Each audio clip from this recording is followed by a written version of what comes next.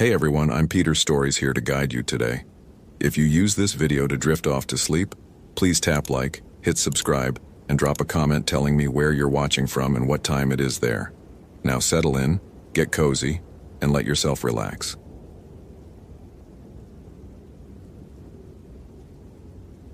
Location: Katmai National Park, Alaska.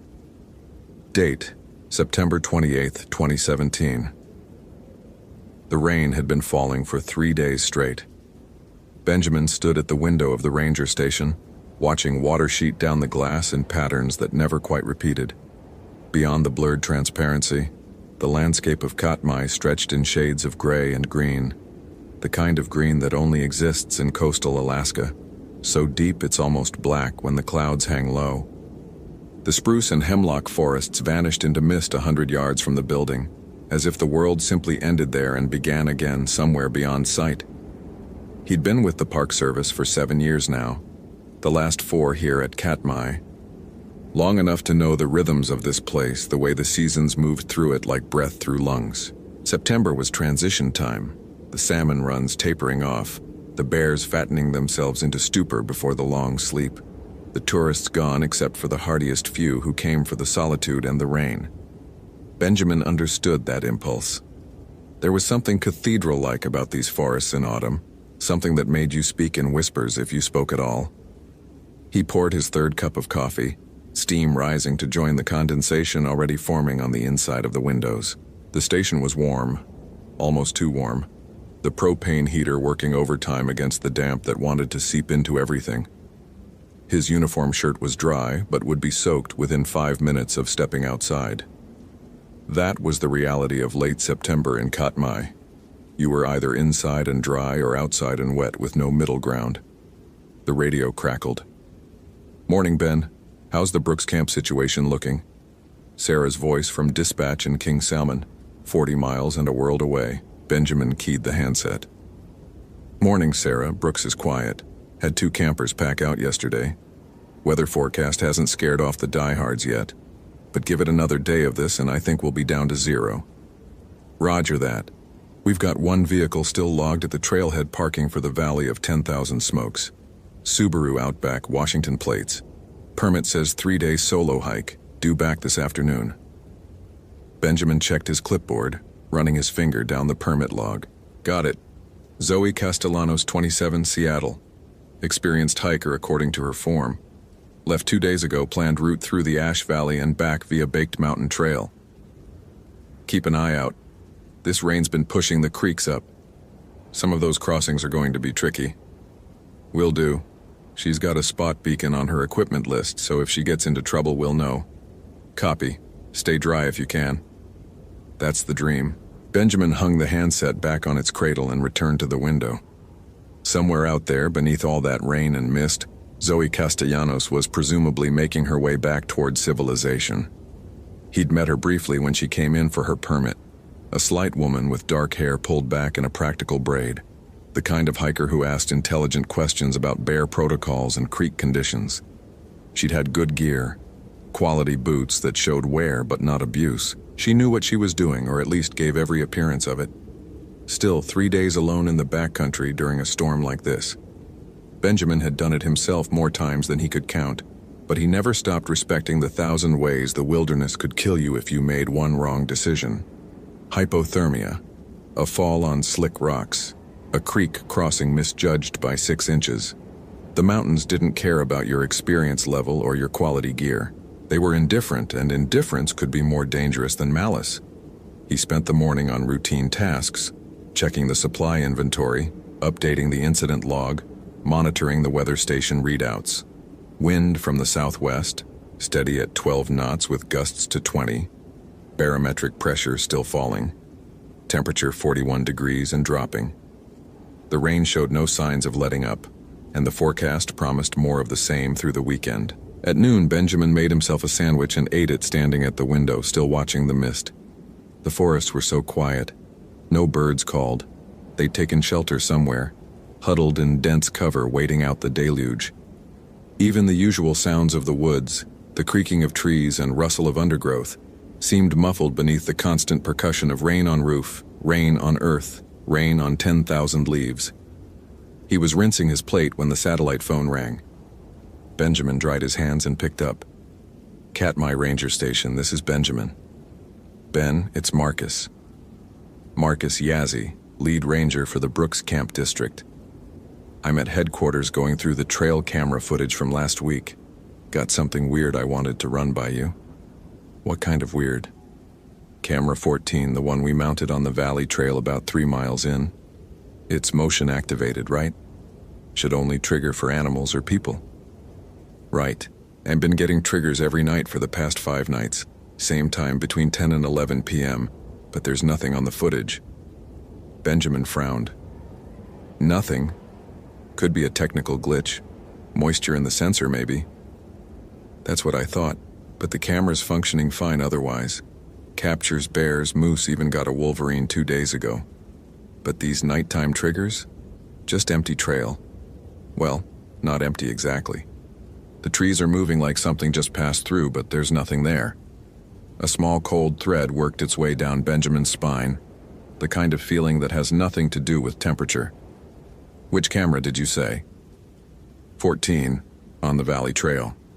That's on Zoe Castellanos' route. Silence on the line for a moment. The solo hiker?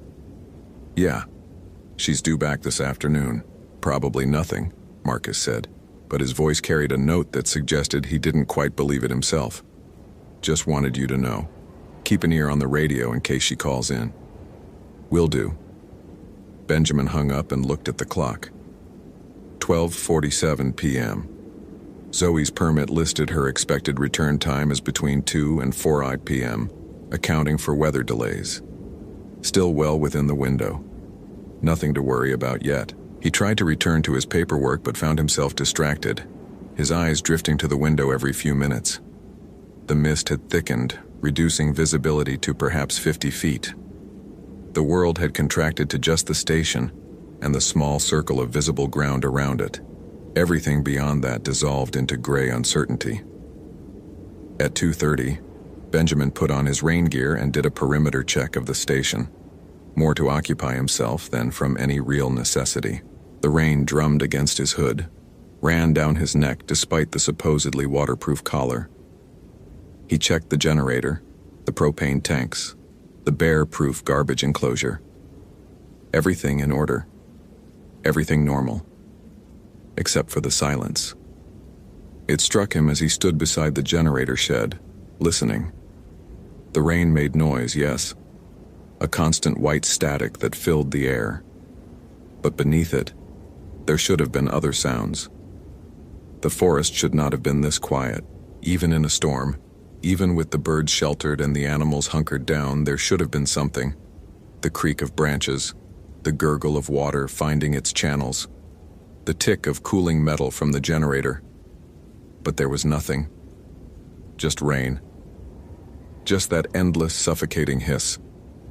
Benjamin completed his circuit and returned to the station, shaking water from his jacket. He was being paranoid. The weather was affecting him, that was all. 3 days of rain would make anyone jumpy. He checked the radio. No calls. He checked his email on the satellite link. Nothing urgent. He checked the spot beacon monitoring system, the GPS tracker that would show any distress signals from registered devices in the park. All clear. At 3:45, with Zoe now 15 minutes past her earliest expected return time, Benjamin made fresh coffee and told himself there was no reason to worry yet. Hiking in rain took longer. She might have decided to wait out the worst of the weather under a rock overhang somewhere. She might have taken a wrong turn and added an hour to her route. All perfectly normal scenarios. At 4:30, with Zoe now officially late, he called dispatch. Sarah, it's Ben. Our solo hiker hasn't reported back yet. Copy. How late is she? 30 minutes past her latest expected return. Not emergency territory yet, but wanted you aware. Acknowledged. Keep me posted. If she's not back by 6, we'll start thinking about next steps. Benjamin spent the next hour and a half trying not to stare at the door, willing it to open and reveal Zoe Castellanos, wet and tired, but safe. At 5:00 he walked out to the trailhead parking area, A 10-minute hike through dripping forest. The Subaru Outback sat alone in the gravel lot, rain bouncing off its roof, Washington plates just as the log had noted. He cupped his hands to peer through the windows. Camping gear in the back, a book on the passenger seat, an air freshener shaped like a pine tree hanging from the mirror. He returned to the station and called dispatch at exactly 6:00 p.m. "She's not back." "Okay." Sarah's voice had shifted into professional mode, the casual friendliness replaced by focus. "Let's start the protocol. You want to do an initial search tonight or wait for morning?" Benjamin looked at the window. Full dark now, or as close to it as made no difference with the cloud cover. The rain continued its relentless assault. "I'll do a preliminary sweep of the most likely routes. 2, maybe 3 hours. If I don't find sign of her, we'll organize a full search at first light. Be careful out there. Always am." He geared up. Headlamp, GPS, first aid kit, emergency blanket, radio, satellite phone, his service sidearm, which he rarely wore but seemed appropriate tonight for reasons he couldn't quite articulate. He left at 6:30, stepping out into a darkness so complete it seemed to have weight. 2 days earlier, Zoe had stood at this same trailhead, adjusting the straps of her pack in the drizzle, excited despite the weather. 3 days alone in Katmai. 3 days to think, to breathe, to exist without the constant digital hum of Seattle surrounding her. She'd planned this trip for 8 months, studying maps, reading trip reports, waiting for her vacation time to align with the season. The Valley of 10,000 Smokes wasn't a difficult hike, not really. Volcanic ash and pumice underfoot, moonscape terrain that looked like nowhere else on Earth. She'd done harder. She'd backpacked through the North Cascades, climbed 3 of Washington's volcanoes, spent a week in the winds of Wyoming. She knew how to filter water, hang a bear bag, navigate by compass when the GPS failed. The first day had been perfect, or as perfect as hiking in steady rain could be. The ash valley spread out around her like a gray ocean frozen mid-wave, the pumice crunching under her boots, steam vents rising in the distance like ghosts of the 1912 eruption that had created all this. She'd camped that night beside a clear stream, the sound of water over rocks lulling her to sleep. The second day, she'd continued deeper into the backcountry, following the route she'd planned. The rain intensified, but that was fine. She had good gear. She knew how to stay dry, or dry enough. The mist came and went, sometimes opening to reveal stunning vistas of mountains and ash fields, sometimes closing in until she could barely see 20 feet ahead. It was late afternoon on the second day when she first heard the crying. Zoe stopped mid-step, her boot hovering over a puddle. The sound came from somewhere ahead and to her left, muffled by rain and mist, but unmistakable. A child crying. Not screaming, not shouting, just crying. The kind of exhausted, hopeless sobbing that made something in her chest clench with instinctive concern. She stood still, listening. The sound continued for perhaps 10 seconds, then stopped. "Hello?" she called. Her voice seemed to die in the mist, absorbed by the rain. "Is someone there? Do you need help?" Nothing. Just the rain. Zoe checked her map. There were no other permit holders scheduled in this area. The Brooks Camp Ranger, Benjamin, she remembered his name, had been very clear about that. She was the only person in this section of the park, which meant either someone had come in without a permit or what? A lost child? Out here? Impossible. She waited another minute, listening. When the crying didn't resume, she continued hiking, but a small knot of unease had formed in her stomach. The sound had been so clear, so distinctly human, and so distinctly a child. She hiked for another hour, covering perhaps 2 miles. The terrain grew rockier, the trail winding through low hills covered in dwarf birch and willow. The crying came again, this time from behind her. Zoe spun around, scanning the mist. "Hello? Where are you?" The crying continued for a moment longer, then cut off abruptly, replaced by silence so complete it felt wrong. She stood motionless, rain running down her face, every sense straining. Nothing moved. No child appeared through the mist. No footsteps approached. "This is crazy," she whispered to herself. Sound could do strange things in fog and rain. She'd probably heard a bird, a raven or something, and her brain had interpreted it as human. That made sense. That was rational. She hiked on, but faster now, wanting to reach her planned campsite before dark. The crying followed her, never close, always at the edge of hearing, sometimes ahead, sometimes behind, once from so far to her right, it couldn't possibly have been the same source. By the time she reached the campsite, a small flat area beside another stream, her hands were shaking as she set up her tent. Not from cold, from something else. Something she didn't want to name. The crying stopped once the tent was up. Zoe made dinner, her camp stove hissing in the rain, and ate without tasting the food. She kept her headlamp on, pointed out into the darkness, waiting for something to appear. Nothing did.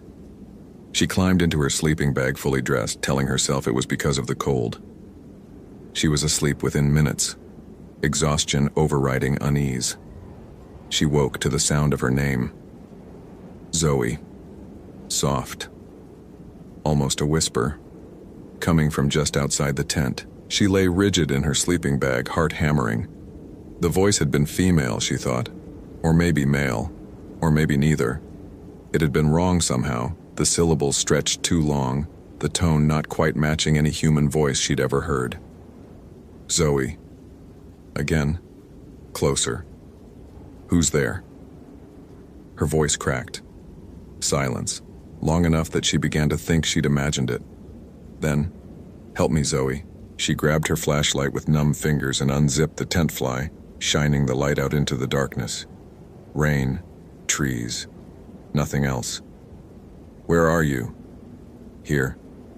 The voice came from the direction of the stream. I fell. I'm hurt. Please help. Zoe's training warred with her instincts. If someone was injured, she had to help. That was basic human decency, basic wilderness ethics. But every nerve in her body screamed that something was wrong, that she should stay in the tent, zip it closed, wait for morning. I'm coming, she called, and hated how her voice shook. She pulled on her boots, grabbed her first aid kit, and climbed out of the tent into the rain. The stream was 30 feet from her campsite. Tumbling over rocks in the darkness, she swept her flashlight back and forth along the banks, looking for an injured hiker, a fallen climber, anything that would explain the voice. Nothing. Hello? Zoe. Right behind her. She spun, and for just a moment, less than a second, a fragment of perception. She saw something at the edge of her flashlight beam. Something that might have been a person, or might have been something else. Something with two long limbs and eyes that reflected light wrong, and a mouth that opened too wide. Then it was gone, and she was alone in the rain, her breath coming in gasps, her hands shaking so badly she nearly dropped the flashlight.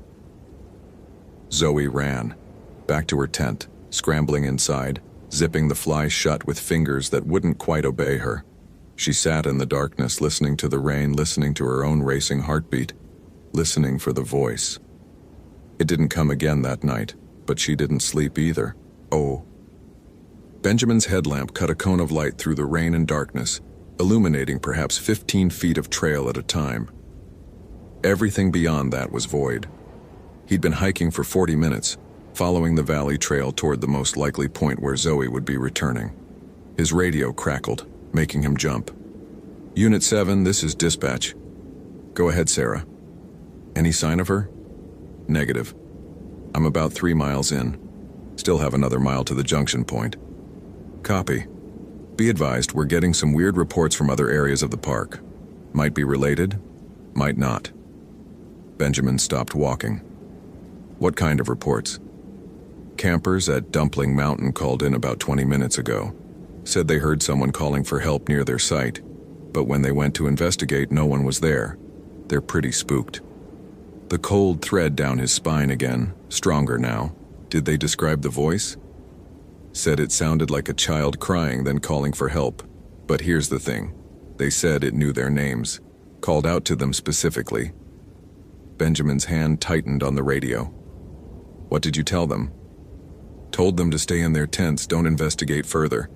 I've got Marcus heading their way now. She paused. Ben? What's going on out there? He should have said he didn't know. He should have stuck to procedure, to rationality, to the kinds of explanations that made sense in incident reports. Instead, he found himself saying, "Have you ever heard of Kushtaka?" Silence on the radio for a long moment. Then, "Yeah, my grandmother told stories, Tlingit legends. Why?" "Just wondering." He keyed off before she could ask more questions. Kushtaka. The word felt heavy in his mind, laden with implications he didn't want to examine too closely. He'd heard the stories 2 years ago, from an old ranger who'd grown up in a Tlingit village near Juneau. Shapeshifters that lived near water, that could take the form of otters or humans or something in between. They mimicked voices, lured people away from safety, led them into rivers where they'd be transformed. Lost, never found. Just stories. Folklore. The kind of tales every wilderness culture told to keep children from wandering too far from camp, to explain the unexplainable. Except for the empty trail camera footage. Except for the campers at Dumpling Mountain. Except for the fact that Zoe Castellanos, an experienced hiker with good gear and good sense, was now 4 hours overdue and somewhere in these dark, rain-soaked forests. Benjamin continued hiking, his senses hyper-alert now. The rain continued its monotonous drum against his hood. The trail wound through forest so thick his headlamp beam couldn't penetrate more than a few feet into the undergrowth. Several times he stopped, certain he'd heard something. A footstep, a branch breaking, a voice, but each time there was only rain, only darkness. At the 4-mile mark, he found her first camp.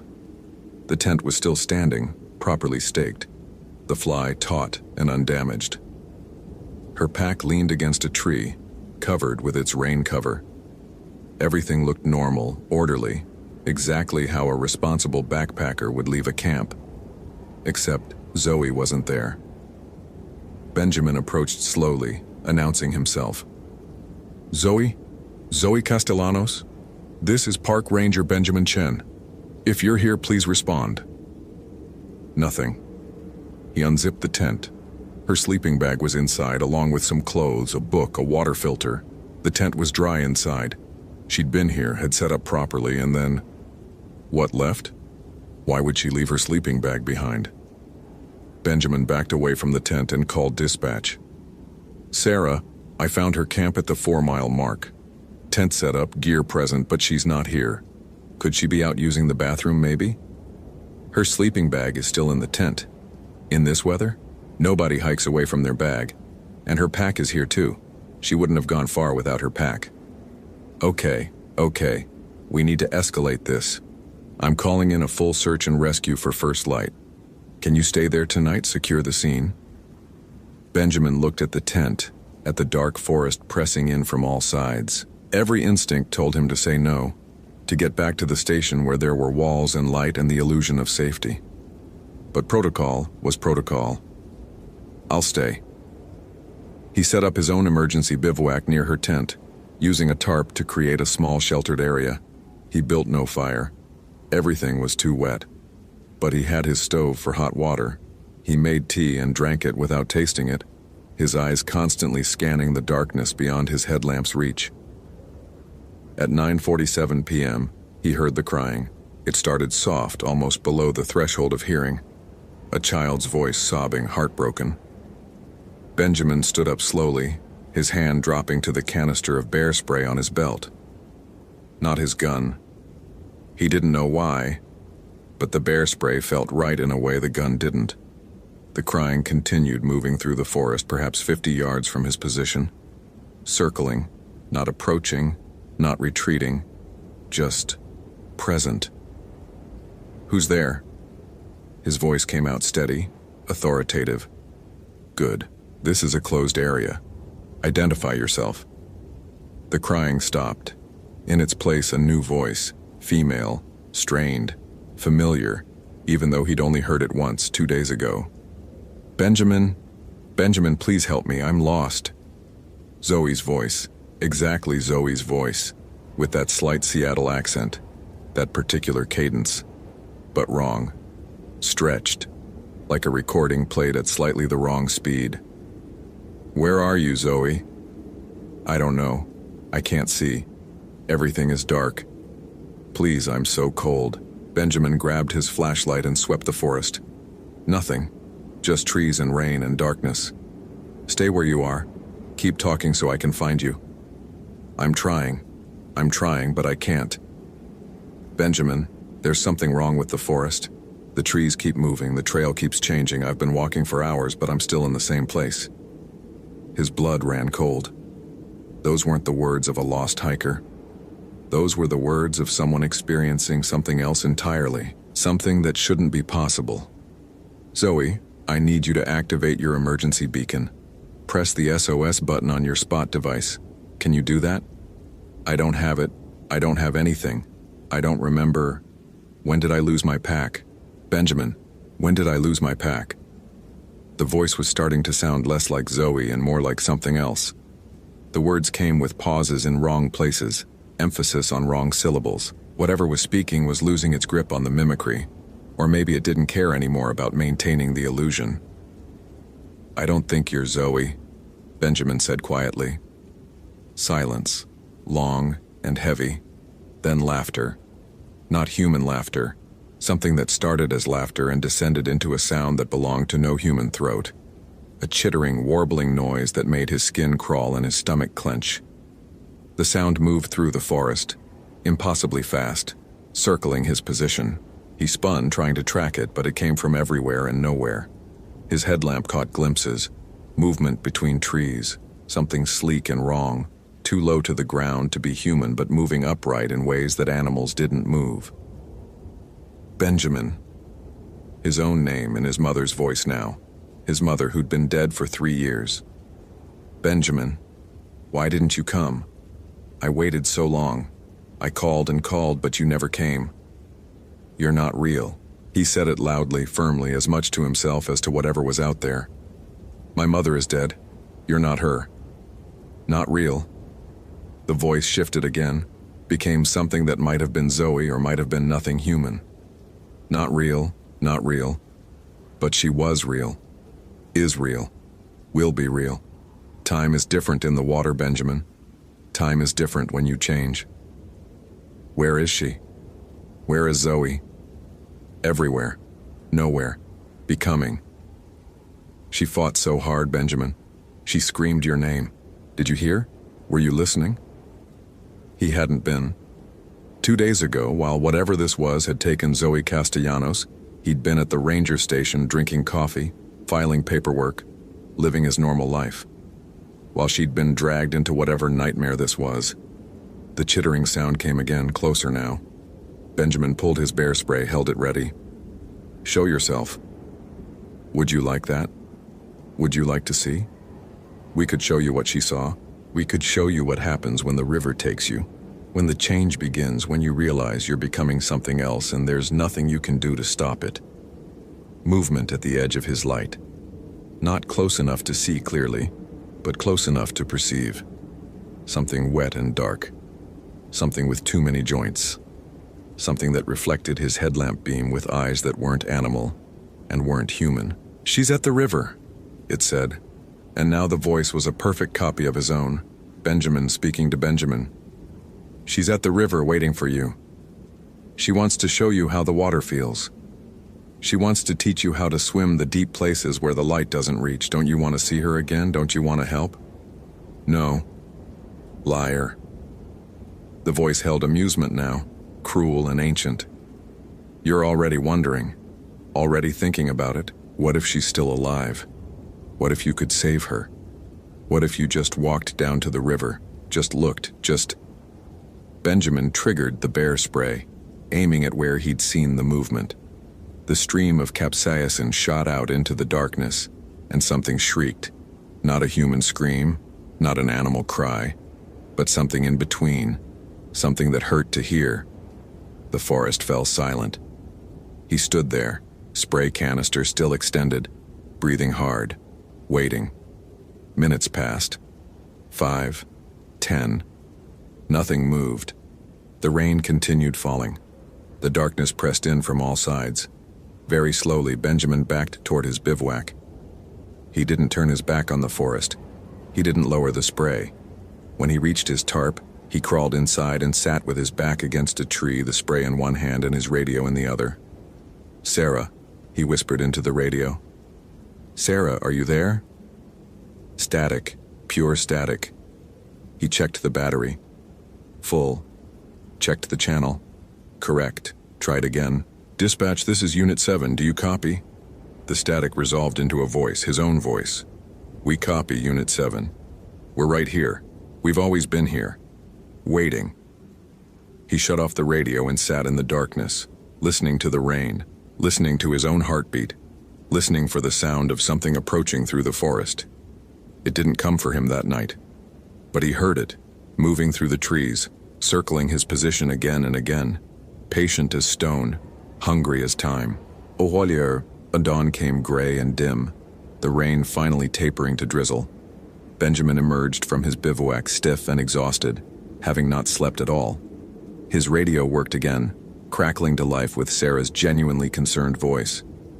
Ben, we lost contact with you last night. What happened?" "Radio malfunction." The lie came easily. What else could he say? "I'm at the campsite. Need a search team here as soon as possible." "They're already mobilizing. Should be at your position by 8. He waited, sipping cold coffee from his thermos, staring at Zoe's tent.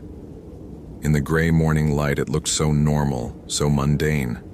A blue tent in a forest clearing, slightly damp from rain. Nothing sinister, nothing impossible. Except he knew Zoe Castellanos wasn't coming back.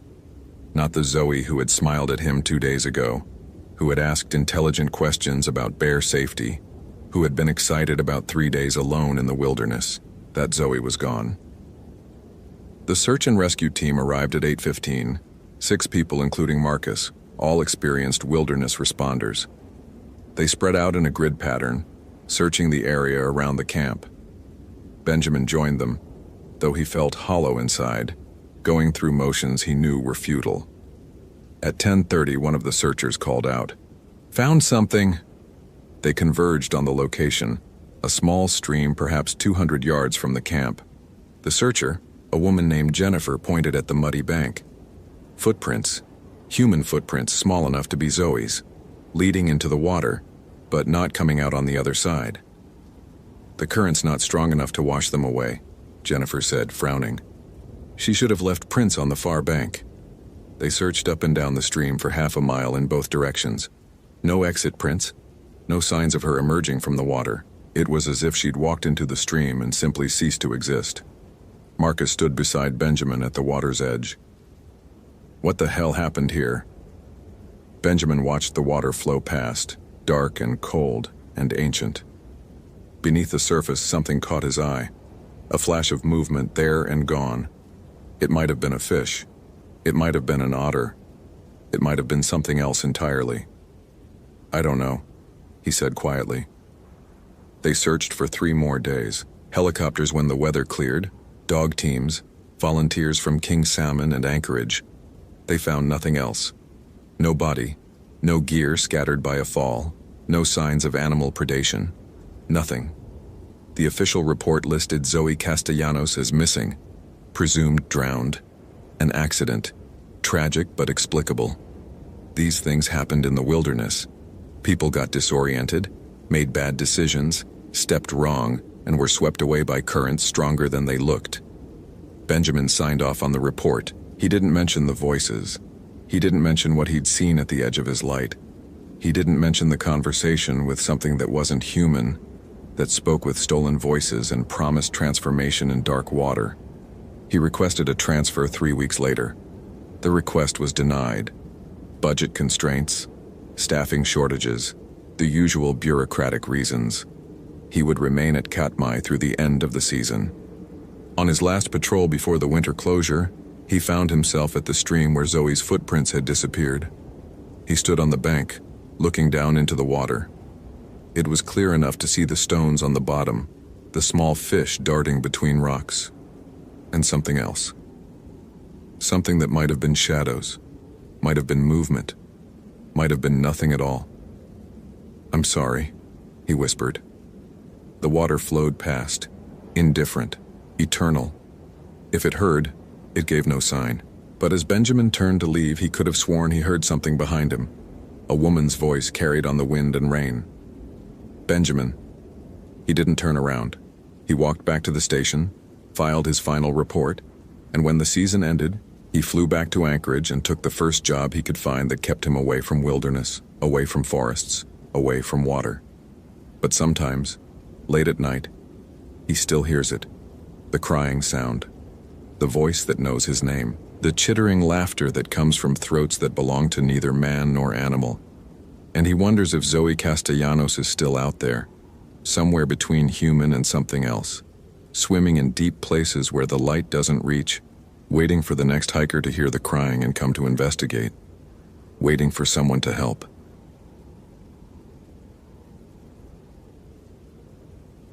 Location: Congaree National Park, South Carolina. Date: August 17, 2019. The cypress trees stood like ancient pillars in water the color of strong tea, their knees breaking the surface in knobbed clusters that seemed almost deliberate, almost architectural. Marcus Webb had walked the boardwalk loop 17 times that week, his 8th year as a ranger at Congaree National Park, and he still found something new to notice each time. Today it was the way the Spanish moss hung motionless in the thick air, gray-green curtains that didn't sway even slightly, despite the approaching weather system churning somewhere over the Atlantic.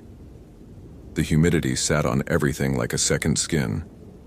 By 9 in the morning, his uniform shirt already clung to his back, and the radio on his belt felt heavier than it should. The forecast had been calling for the tropical storm since Wednesday. Tropical Storm Claudette, they'd named it, though the meteorologist couldn't agree on whether it would make landfall as far north as South Carolina or curve south toward Savannah. Either way, the park would feel it. Marcus could already smell the storm in the air, that particular scent of ozone and disturbed water, like the earth itself was holding its breath. The floodplain was already higher than normal for August. Another few inches, and they'd have to close the low boardwalk sections. Another foot, and they'd evacuate the backcountry campers entirely.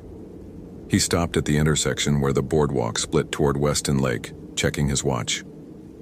9:43. The morning had been quiet so far. 3 visitors on the early loop, all out by 8:30. A retired couple from Pennsylvania and a young woman who'd been sketching the bald cypress roots with impressive detail. She'd shown him her work when he'd passed. Intricate pen drawings that captured the way the trees seemed to grow directly from the water, their bases flaring like the hems of ball gowns. He'd complimented her technique, reminded her about the weather forecast, and continued his patrol. The radio crackled. "Unit 4, this is base." Marcus unclipped it from his belt. "Unit 4, go ahead. Just confirming you completed the morning loop. We've got a weather update. Claudette's tracking is looking more certain. National Weather Service is saying landfall around Charleston, late tonight or early tomorrow. We're implementing storm protocols as of 1400 hours. Copy that. Loop's clear. I'm heading back to check the primitive campsite registry. Roger. Be advised, we've got 1 overnight permit still active for Cedar Creek. Single camper, checked in yesterday afternoon." Marcus felt a small knot form in his stomach. Cedar Creek was one of the more remote sites, accessible only by a 2-mile trail that wound through some of the densest old-growth forest in the park. Beautiful spot, but it flooded fast when the water rose. "Do we have contact information?" "Affirmative. Allison Brenner, cell number on file. I tried calling 10 minutes ago. No answer. Probably no signal out there. I'll hike out and notify her in person. Storm protocols mean mandatory evacuation of backcountry sites, right?" "Correct. If she wants to stay, she'll need to move to the designated emergency shelter at Longleaf Campground. But honestly, Marcus, with the water rising, I'd recommend she leave the park entirely." "Understood. I'll head out there now. Should be back by 1300. "Copy. Stay safe out there." Marcus clipped the radio back to his belt and adjusted his pack. 2 miles wasn't far, but in this heat and humidity, it would feel longer. He'd need to bring extra water for the camper too. If she'd been out there since yesterday, she might be running low. and the creek water definitely needed treatment before drinking, no matter how clear it looked. He returned to the ranger station, refilled his Camelback, grabbed 2 extra bottles, added a basic first aid kit and a park map with the emergency shelter locations marked. Standard procedure. The station was a small building with air conditioning that barely worked and a persistent smell of mildew that no amount of dehumidifying could eliminate. This was the low country after all. Everything stayed damp. Everything grew things. Moss, mold, mushrooms sprouting from places they shouldn't. Marcus had learned to accept it as part of the ecosystem, part of what made Congaree unique. 26,000 acres of old-growth bottomland hardwood forest, one of the last significant stands remaining in the United States. The trees here had been growing for centuries, some of them dating back to before European contact. Walking through Congaree was like walking through a cathedral built by time itself. He locked the station and headed for the Cedar Creek trailhead. The path started innocuously enough, a well-maintained dirt track that quickly narrowed and darkened as it entered the forest proper. The canopy closed overhead, laurel oak and sweet gum mixing with the towering loblolly pines that gave the region its name. Light filtered down in broken shafts, green gold and heavy with moisture. Within 100 yards, the sounds of the parking area and visitor center faded completely, replaced by the dense quiet of the swamp forest. Not silent, though. Never silent. Congaree was always alive with sound if you listened carefully. The high-pitched buzz of cicadas formed a constant background hum. Woodpeckers drummed in the distance, the sharp rat-a-tat of a pileated, probably, searching for beetles in dead wood. Frogs called from the water channels that crisscrossed the floodplain, a bass chorus that rose and fell in waves. And beneath it all, the subtle sounds of water itself, dripping, trickling, flowing through channels visible and invisible, the slow pulse of the wetland ecosystem. Marcus walked at a steady pace, watching the trail out of habit. Roots crossed the path in places, thick and gnarled, slick with moisture. Mushrooms grew in clusters, small brown ones, delicate white ones, and occasionally the bright orange of a chicken of the woods fungus, climbing a dead trunk like flames. He'd learned to identify most of them over the years, though he'd never been brave enough to try eating the edible varieties. Too many looked similar. Too easy to make a fatal mistake. The trail wound deeper into the forest, following the slight elevation changes that distinguished high ground from floodplain in this flat landscape. In places, boardwalks bridged standing water where the trail would otherwise be impassable. The wood was dark with age and moisture, the planks stamped with warnings about alligators and venomous snakes. Both were common here, though Marcus rarely saw them during the day. They had more sense than humans when it came to the heat. They found shade, stayed still, conserved energy. He was perhaps a mile in when he noticed the silence. It didn't happen all at once. The cicadas faded first, their buzz diminishing gradually until he realized he'd been walking for several minutes without hearing them at all. Then the frogs stopped, then the birds. Marcus slowed his pace, listening. This happened sometimes when a predator moved through, a bobcat or coyote, occasionally a black bear, though those were rare. The small creatures went quiet, waiting for danger to pass. But there was no sound of movement, no rustling in the undergrowth, no snap of twigs under heavy paws, just the absence of sound, as if the forest itself had paused to listen. Marcus stood still on the trail, barely breathing, extending his senses. The air felt heavier somehow, thicker. The light seemed dimmer, though the canopy hadn't changed. He could hear his own heartbeat, surprisingly loud in his ears. Could hear the slight rasp of his breathing, and beneath that, or perhaps imagined, a sound like breathing that wasn't his own. Slow, rhythmic, as if the forest itself had lungs. He shook his head slightly, annoyed at himself. 8 years in the park and he was getting spooked by natural silence. A predator had passed through, that was all. The sounds would return. He continued walking but found himself moving more quietly, stepping carefully to avoid snapping twigs or scuffing the path. The silence persisted for another quarter mile before the first frog resumed calling, tentative at first. then joined by others. The cicadas started again. The forest exhaled, and Marcus realized he'd been holding tension in his shoulders that he now consciously relaxed. Nothing wrong. Just the woods being the woods. The Cedar Creek campsite sat in a small clearing about 50 yards from the creek itself, accessible by a narrow spur trail marked with a weathered wooden sign. Marcus had been there dozens of times. It was a popular spot for experienced campers who wanted solitude but didn't want to venture into the true backcountry sites that required navigation by compass and map.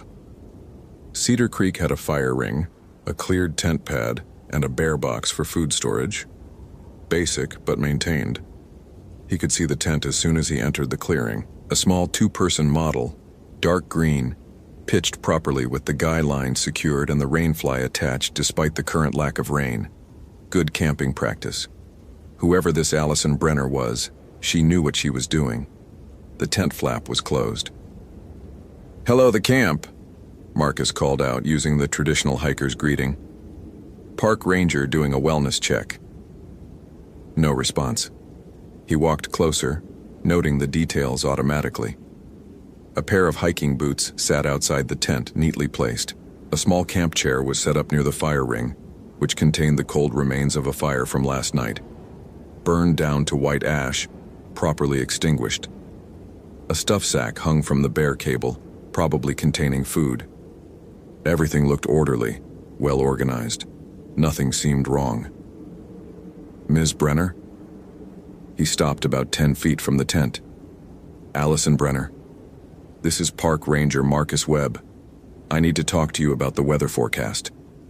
Still no response. The tent didn't move. No sound of someone stirring inside. Marcus felt a prickle of concern. Maybe she was out hiking, exploring the area. But her boots were here, and hiking in the swamp in sandals or barefoot was asking for trouble. Too many roots, too many things that could cut or bite.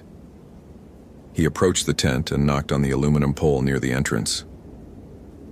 "Ms. Brenner, are you in there?"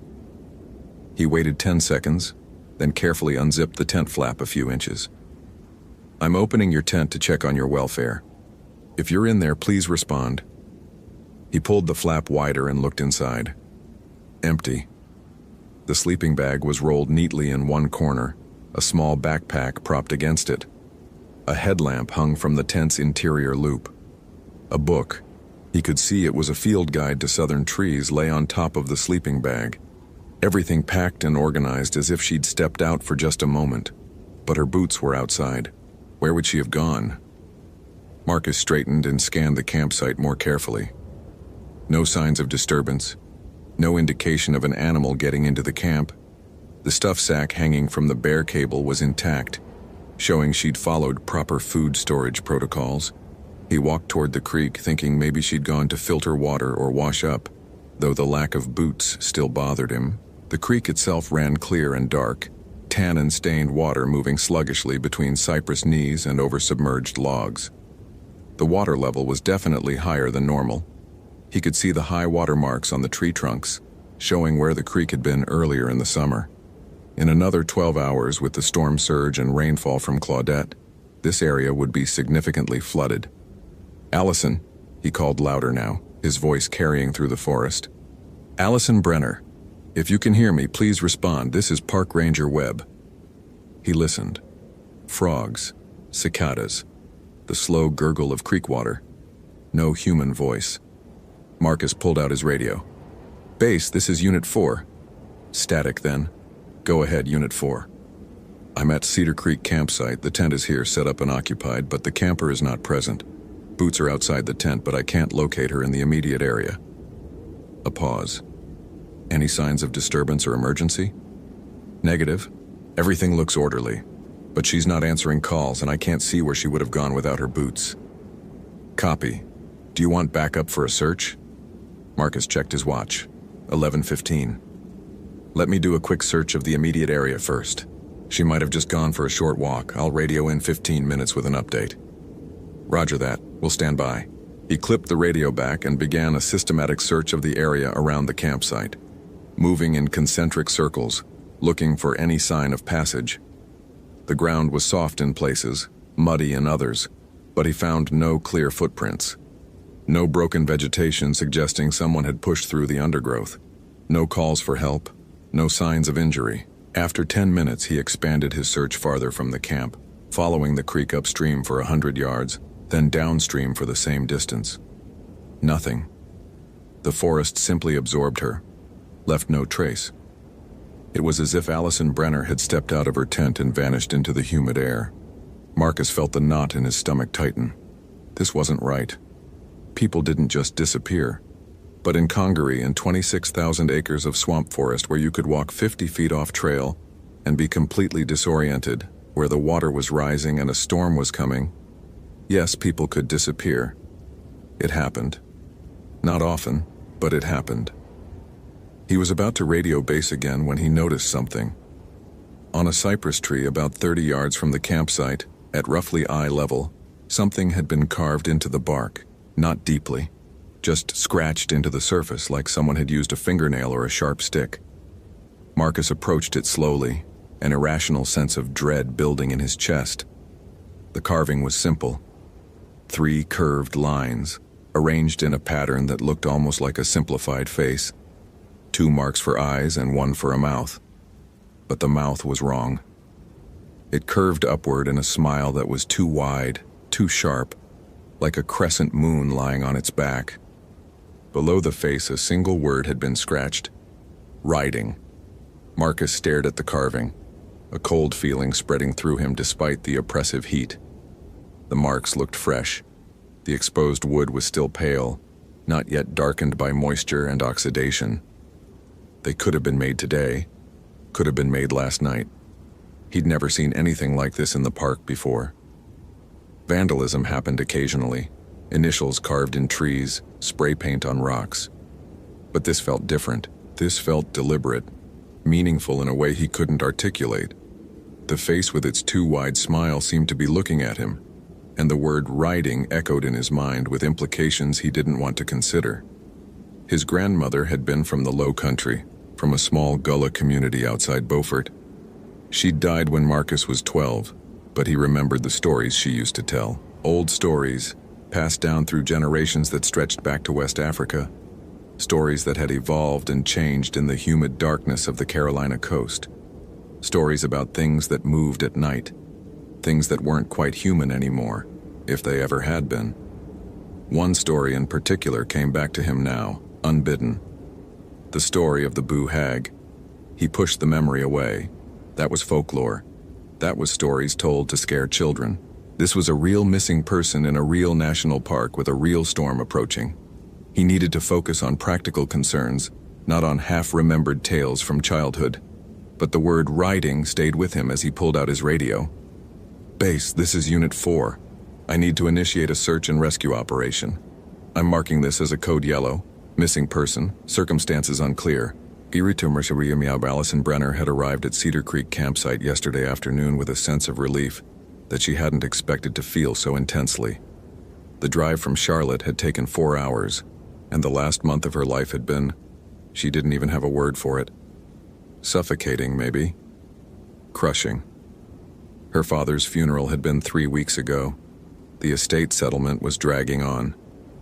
Her sister wasn't speaking to her over a disagreement about their mother's care.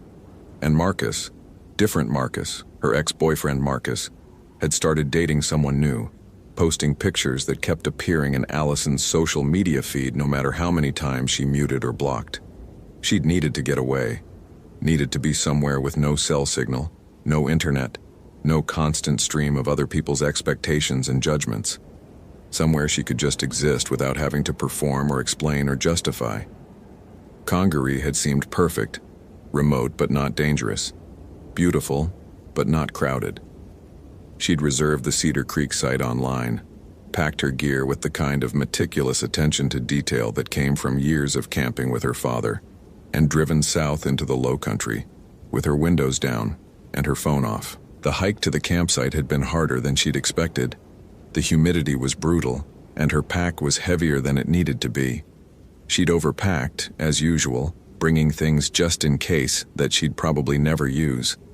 But she'd made it, and the campsite was even better than the pictures online. The clearing was peaceful, shaded by massive trees that seemed to exist in a different time scale than human concerns. The creek burbled nearby, soothing and constant. She'd set up her tent efficiently, hung her food, built a fire, and cooked a simple dinner of rice and dehydrated vegetables. As the sun set and the forest darkened around her, she'd felt something like peace for the first time in weeks. The fire crackled, the frogs sang. The weight she'd been carrying seemed to lift just slightly. She'd read for a while by Headlamp, the field guide to southern trees that she'd bought specifically for this trip, wanting to identify the giants that surrounded her. Bald cypress, water tupelo, laurel oak, overcup oak, names that felt solid, ancient, real, in a way that legal documents and funeral arrangements didn't. By 9:30 she was exhausted, more tired than she'd realized. The heat and the hike had drained her. She'd banked the fire properly, checked that all her food was secure, and retreated to her tent. The sleeping bag felt clean and safe. The sound of the creek was hypnotic. She'd fallen asleep within minutes. And then, sometime in the deepest part of the night, she'd woken. Not suddenly. Not with the jolt of alarm that comes from a nightmare or a sudden noise. She'd woken slowly, consciousness rising like bubbles through dark water, and with it came the sensation that something was wrong. Her body felt heavy, impossibly heavy, as if the sleeping bag had become a lead blanket. She tried to move and couldn't. Her arms wouldn't respond to her commands. Her legs were numb, distant, barely part of her. Panic flickered in her mind, but even that felt muted, as if her emotions were happening somewhere far away. She could feel her heart beating, fast, too fast, but she couldn't seem to draw a full breath. Her chest felt compressed, squeezed by some enormous weight that she couldn't see. She tried to open her eyes, managed it barely. The tent interior was dark, the fabric walls barely visible in the faint starlight that filtered through the mesh windows. Everything looked normal. Nothing moved, but she could feel it. Something was wrong with the air itself. It felt thicker, harder to breathe, and there was a smell she couldn't identify. Something sweet and rotten at the same time, like flowers left in a vase too long. And then she heard the breathing, not her own labored attempts to fill her lungs. This was different. This was slow, rhythmic, deliberate. The breathing of something massive, something patient, something that had all the time in the world. It seemed to come from right above her, right on top of her, though she couldn't see anything when she rolled her eyes upward. Just the dark ceiling of the tent. But she could feel it.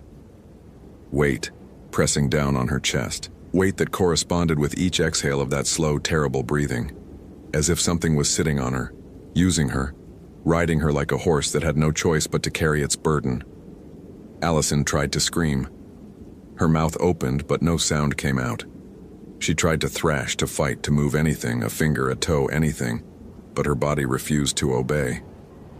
She was trapped in her own flesh, pinned beneath something she couldn't see, couldn't fight, couldn't escape. The breathing continued. In, out, in, out. And with each exhale, she felt something being pulled from her.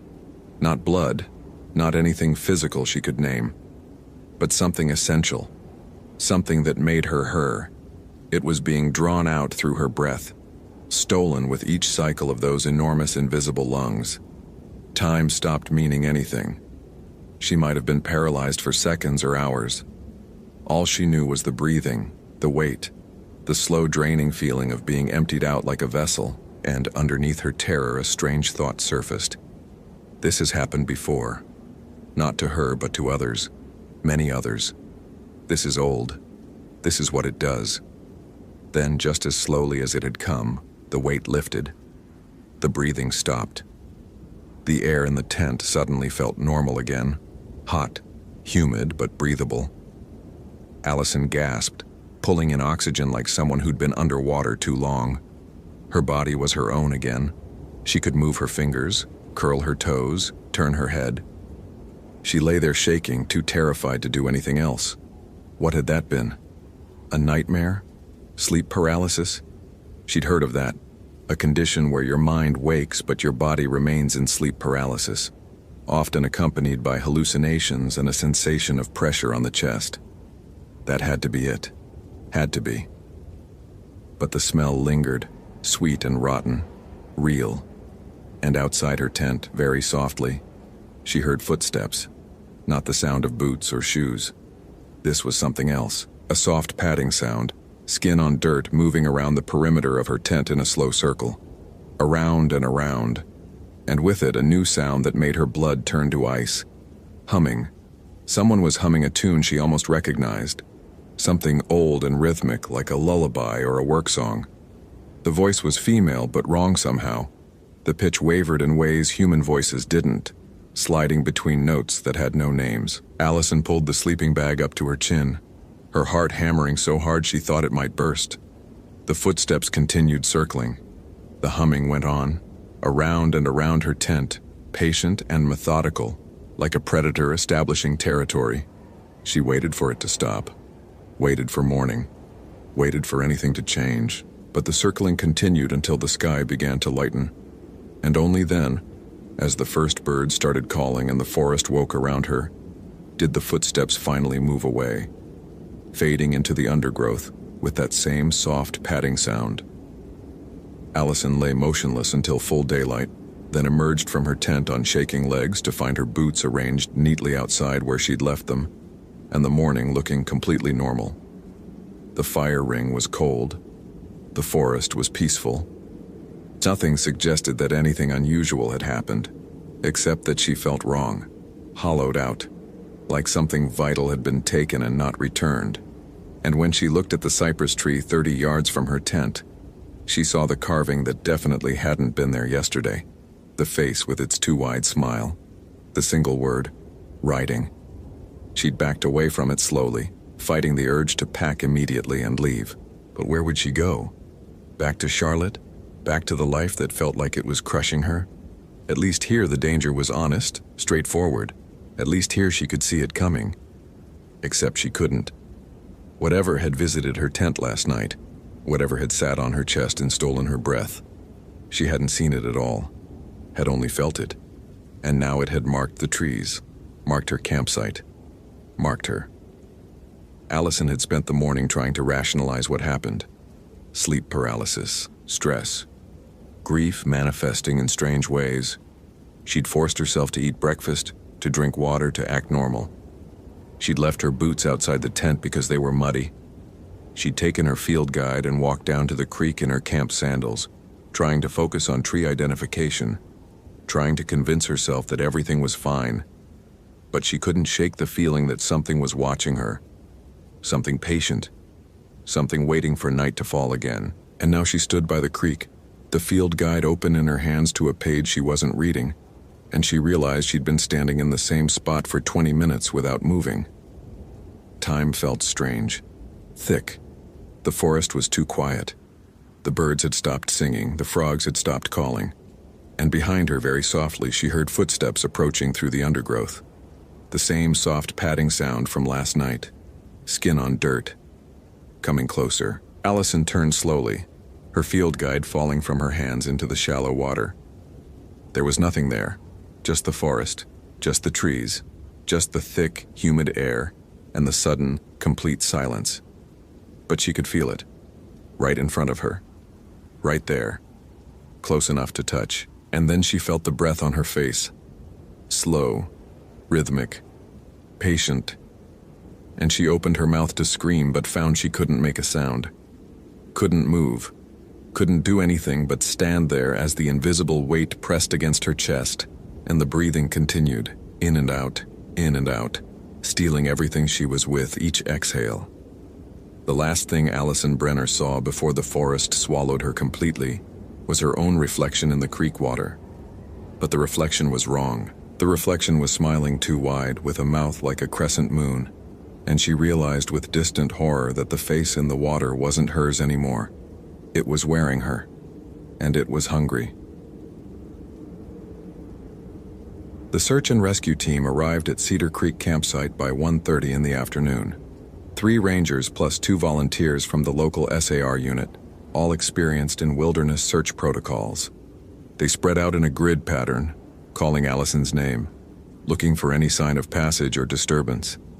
Marcus led them through the same areas he'd already searched, pointing out the tent, the boots, the organized campsite.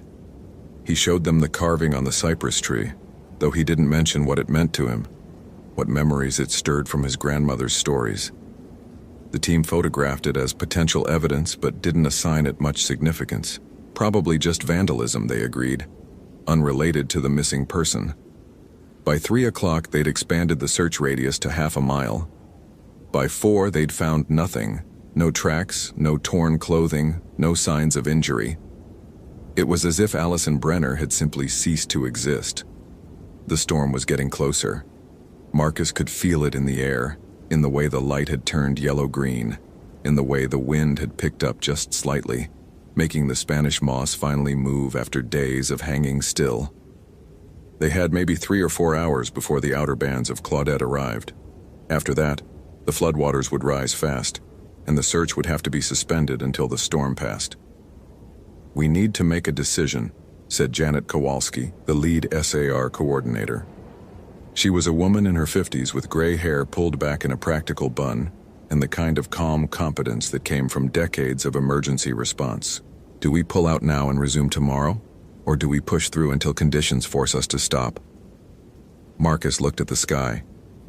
"If we leave now, we might not be able to get back here for 2 or 3 days. The water's already high. With the storm surge and rainfall, this whole area could be under 3 feet of water by morning.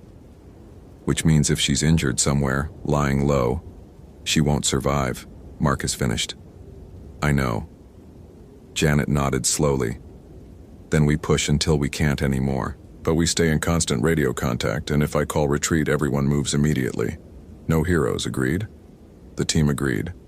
They spread out again, pushing deeper into the swamp forest, moving into areas where the trails disappeared entirely, and navigation became a matter of compass and instinct.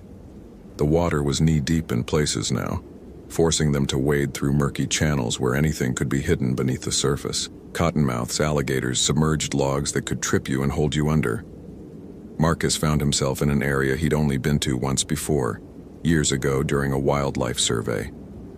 The trees here were enormous, some of them with trunks 10 feet in diameter. Their bases flared into complex root systems that looked like the flying buttresses of Gothic cathedrals. The canopy was so dense overhead that it felt like twilight even in mid-afternoon. The only light came in scattered beams that caught the humidity and turned the air visible, solid, like you could reach out and touch it. He moved slowly, carefully, calling Allison's name every few minutes and listening for any response. The forest answered with its usual sounds, frogs, insects, the distant call of a barred owl waking early because of the darkness. Nothing human, nothing helpful. Then he saw the marks on the trees. Not carved, like the one back at the campsite. These were scratched into the bark at various heights, some low to the ground, others 8 or 10 feet up, as if something had climbed the trunks while marking them. The same pattern repeated on tree after tree. 3 curved lines forming that too-wide smile, with the single word riding scratched below. Marcus felt his skin prickle despite the heat. This was wrong. This was deeply, fundamentally wrong. The marks formed a trail of sorts leading deeper into the swamp, and against every instinct that told him to stop, to go back, to radio for backup, he followed them. The ground was almost completely submerged here, the water dark and still, reflecting the trees above like black glass. Marcus waded through it slowly, trying not to think about what might be moving beneath the surface. His radio crackled with periodic check-ins from the other searchers. Nothing to report, no signs, no trace. He was perhaps 3/4 of a mile from the campsite when he entered a small clearing where the water pooled deeper, creating a still pond surrounded by massive cypress trees. The silence here was absolute. No frogs, no insects, no birds, just the sound of his own breathing and the soft ripple of water around his legs as he waded in. And there, in the center of the pond, floating face down in the dark water, was a body. Marcus's heart stopped. He surged forward, moving as fast as he could through the waist-deep water, reaching the figure in seconds and turning it over, already dreading what he'd find. But it wasn't Allison Brenner. It was something else, something that might have been human once but wasn't anymore. The skin was wrong, too loose, too empty, like a deflated balloon. The face was slack, expressionless, the eyes open but clouded over, and most disturbing of all, the skin seemed to be separating from the body itself, peeling away in places as if it were nothing more than a garment that could be removed. Marcus recoiled, his mind refusing to process what he was seeing. This wasn't a drowning victim. This wasn't any kind of death he'd ever encountered. This was something else entirely, something that violated every natural law he understood. And then the skin moved. Not the body, the skin itself. It rippled, contracted, began to pull away from the flesh beneath as if it were alive, as if it had its own intentions. Marcus scrambled backward through the water, his breath coming in short, panicked gasps, and as he watched in horror, the skin separated completely from the corpse and began to fold itself, compact itself, become something else. It happened fast. One moment it was human skin, recognizable even in its wrongness. The next it was something that had no name, something that existed between forms, neither flesh nor shadow, but something that contained elements of both. It hung in the air above the floating corpse for a moment, rippling like cloth in an invisible wind, and Marcus could see the shape of it now. The shape of a human figure, but hollow, empty, waiting to be filled. And then it looked at him. It had no eyes, no face, but he could feel its attention like a physical weight, could feel it seeing him, evaluating him, deciding whether he was worth the effort. The air around it shimmered with heat that had nothing to do with the August humidity. The smell hit him then, the same smell that had been in Allison's tent, sweet and rotten, flowers and decay mixed together in a combination that made his stomach turn. Marcus's hand went to his radio automatically. He needed to report this, needed to call for help. But when he tried to speak, no sound came out. His throat was closed, his vocal cords frozen. The thing in the air rippled again, and he felt pressure on his chest. Not physical, but real nonetheless. The same pressure Allison had felt. The same weight that came in the night. His grandmother's voice echoed in his memory. The boo hag. She slip out her skin at night, go riding on folks while they sleep, stealing they breath, stealing they life. You gotta keep salt by your bed, child. Gotta keep the broom by the door. 4 day clean, she got to find her skin again and put it back on, else the daylight catch her and burn her up like paper and fire. But she's clever. She's patient. She remember who tried to stop her, and she come back for them later. The thing moved closer. Marcus could feel it now, hovering just inches from his face, and he realized with absolute certainty that if he let it touch him, if he let it press against his chest and steal his breath the way it had stolen Allison's, he would never leave this swamp. He would become like the corpse floating in the water, empty, used up, discarded like an old garment when the boo hag was finished with him. But he couldn't move, couldn't speak, could barely breathe. The radio on his belt crackled, Janet's voice distant and distorted. All units, this is base. Weather conditions deteriorating. Lightning strikes within 5 miles. Mandatory retreat to staging area. I repeat, mandatory retreat. The sound seemed to break whatever hold the thing had on him. Marcus sucked in air, his lungs burning, and found he could move again. He turned and ran, thrashing through the water without any thought of stealth or caution, driven by pure animal panic. Behind him he could hear, or feel, or imagine, the boo hag following, moving through the air above the water with that same soft padding sound he'd heard at Allison's tent. He crashed through the undergrowth, scraping his arms on branches, splashing through water that seemed to grab at his legs like hands trying to pull him down. The forest was darker now, the storm clouds overhead blocking what little light remained. Lightning flashed in the distance, followed seconds later by thunder that seemed to shake the ground itself. His radio crackled again. Marcus, do you copy? Report your position." He grabbed for it, nearly dropping it in the water, and managed to gasp out, I'm heading back, I'm coming. Are you injured? You sound... Just move. Everyone needs to get out of here now. He didn't wait for a response. He could see the marked trees now, the ones with the scratched faces, and he followed them backward like a trail of breadcrumbs, praying they would lead him back to the campsite, back to the team, back to something that made sense.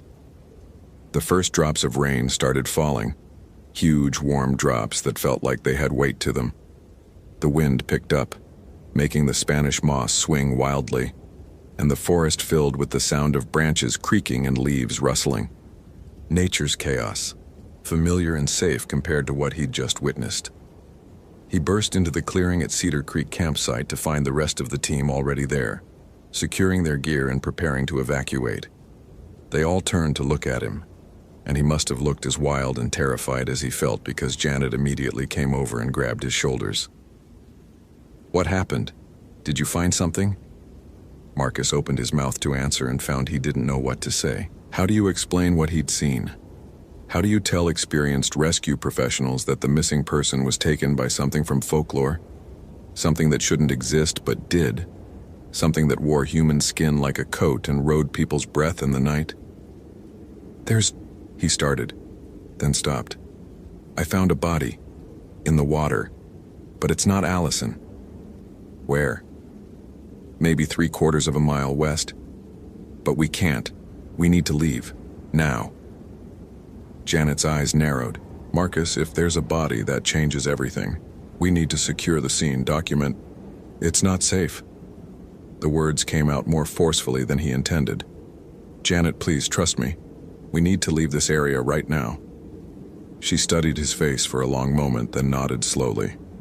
Okay. We'll retreat to the staging area, ride out the storm, and return tomorrow with a larger team. You can show us the location then. But Marcus, are you sure you're okay? He wasn't. He wasn't sure of anything anymore. But he nodded anyway, and the team began their evacuation, moving quickly through the forest as the storm intensified around them. Lightning flashed overhead now, bright enough to leave after images. Thunder followed immediately, so loud it felt like being inside a drum. The rain became a downpour, turning the trail into a stream. They made it back to the parking area by 6:15, soaked and exhausted. The other searchers dispersed to their vehicles, promising to return at first light. Janet pulled Marcus aside before she left. That body you found, she said quietly. You're sure it wasn't Allison Brenner? I'm sure. Then we have 2 missing persons now, or 1 missing and 1 dead. She paused. What do you think happened out there, Marcus? He looked past her at the forest, at the trees swaying in the wind, at the darkness gathering between the trunks. I don't know, he lied, but I don't think we're going to find Allison alive. Janet's expression softened. Hey, we don't give up. Not until we have proof. People survive in the woods for days, sometimes weeks. There's still hope. Marcus nodded, but he knew better. He'd seen what was left when the boo-hag was finished. He'd seen the empty skin floating in the water, the body drained of everything that made it human. And he'd felt the thing itself, felt its attention, felt it deciding whether he was worth taking. Allison Brenner was gone. Not lost, not injured. Gone in a way that no search and rescue team could fix. Taken by something that existed in the spaces between daylight and dark, between sleep and waking, between the old stories and the new world that pretended such things didn't exist. He drove back to his apartment in Columbia in a daze, barely aware of the storm raging around him. The news on the radio reported that Tropical Storm Claudette was making landfall near Charleston, bringing heavy rainfall and wind gusts up to 60 miles per hour. Flooding was expected throughout the Low Country. The Congaree River was rising. All parks in the region were closed until further notice. Marcus's apartment felt too bright, too modern, too far removed from what he'd experienced. He stood in the shower for 20 minutes trying to wash away the smell of the swamp, but he could still detect it underneath the soap and shampoo. That sweet, rotten smell that didn't belong in the natural world. He didn't sleep that night. Every time he closed his eyes, he felt the weight on his chest, felt the boo hag sitting on him, riding him, stealing his breath. He kept the lights on, kept the television playing, kept moving around the apartment like motion itself would keep the darkness at bay. But he knew it was only temporary. The thing had seen him, had marked him, just like it had marked Allison, and sooner or later, when he finally let his guard down, when exhaustion forced him to sleep, it would come back. They always came back. The official search for Allison Brenner continued for 5 more days after the storm passed. The team expanded to include K-9 units, helicopter support, and volunteers from 3 counties. They found nothing. No body, no evidence, no trace of where she'd gone or what had happened to her. The corpse Marcus had seen in the pond was never found either.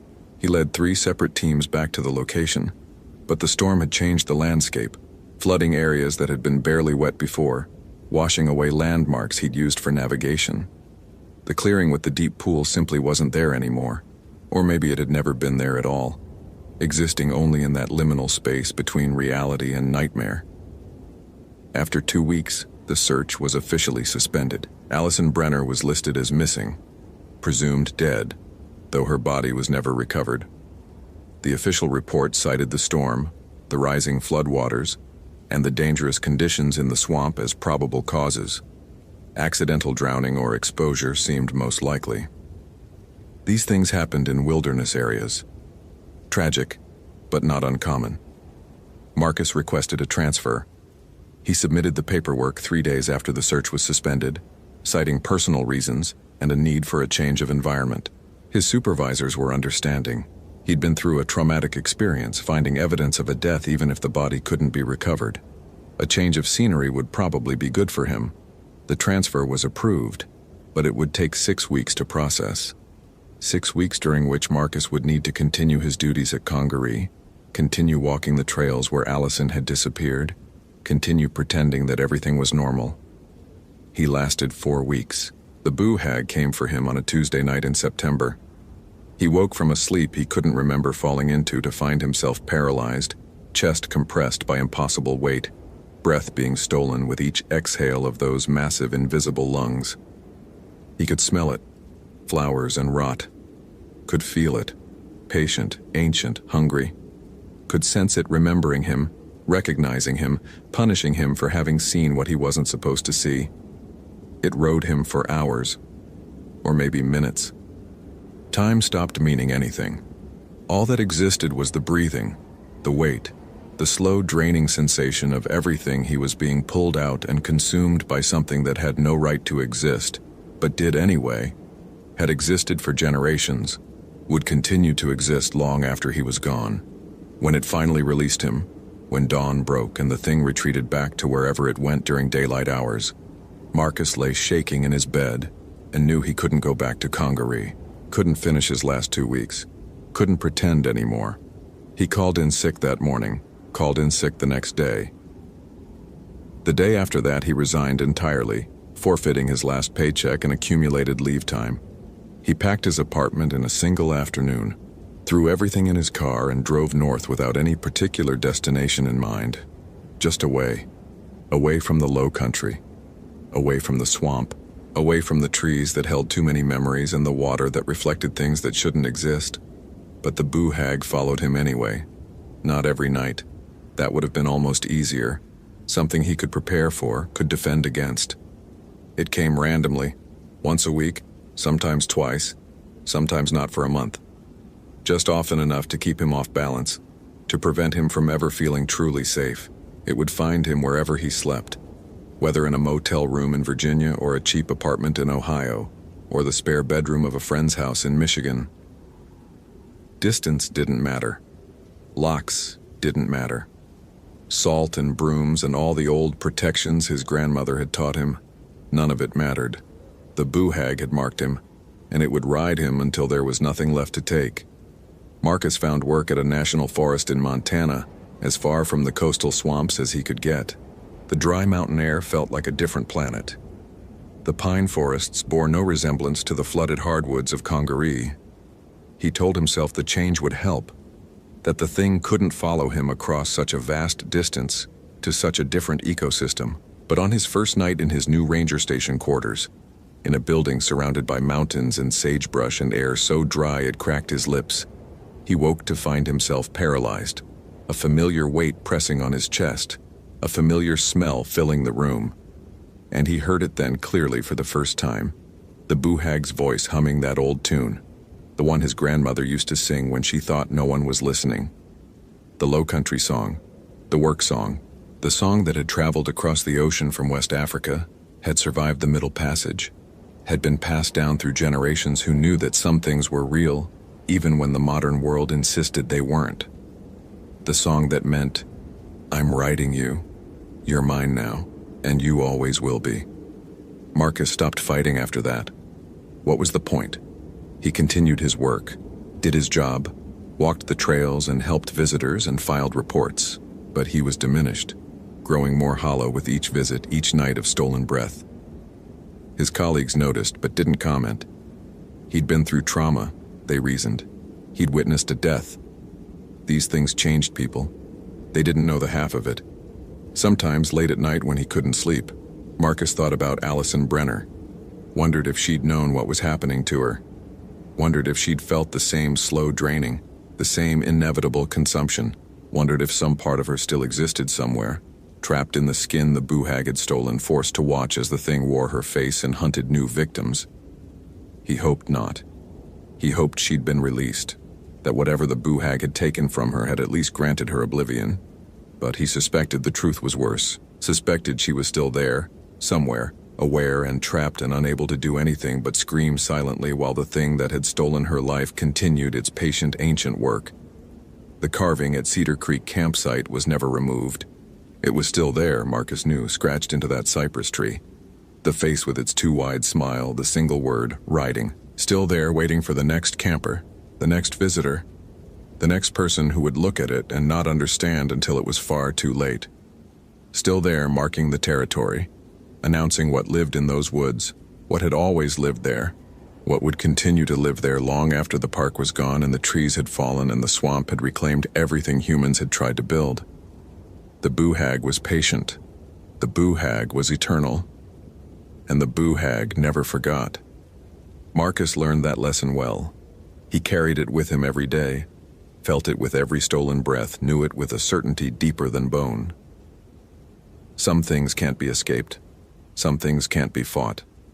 Some things simply are, existing in the dark spaces of the world, in the old stories that people stopped believing, waiting patiently for the moment when someone ventures too far into the woods and the night comes and the breathing begins. And when that happens, all you can do is close your eyes and hope it's over quickly.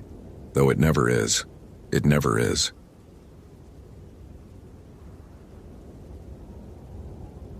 Location: Olympic National Park, Washington. Date: August 12, 2019.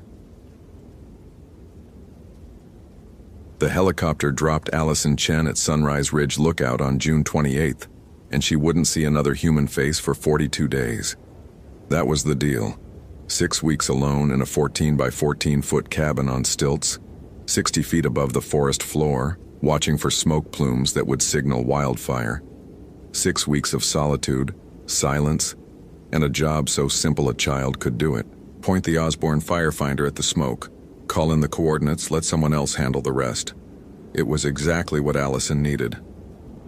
She'd spent the previous 8 months in Seattle, in an apartment that never felt safe, with a man whose voice could turn a simple question into an interrogation. Where did you go? Who did you talk to? Why are you lying to me? The therapist had used words like coercive control and emotional abuse, but Allison just knew that she'd started to feel like she was disappearing, like her own thoughts weren't trustworthy anymore.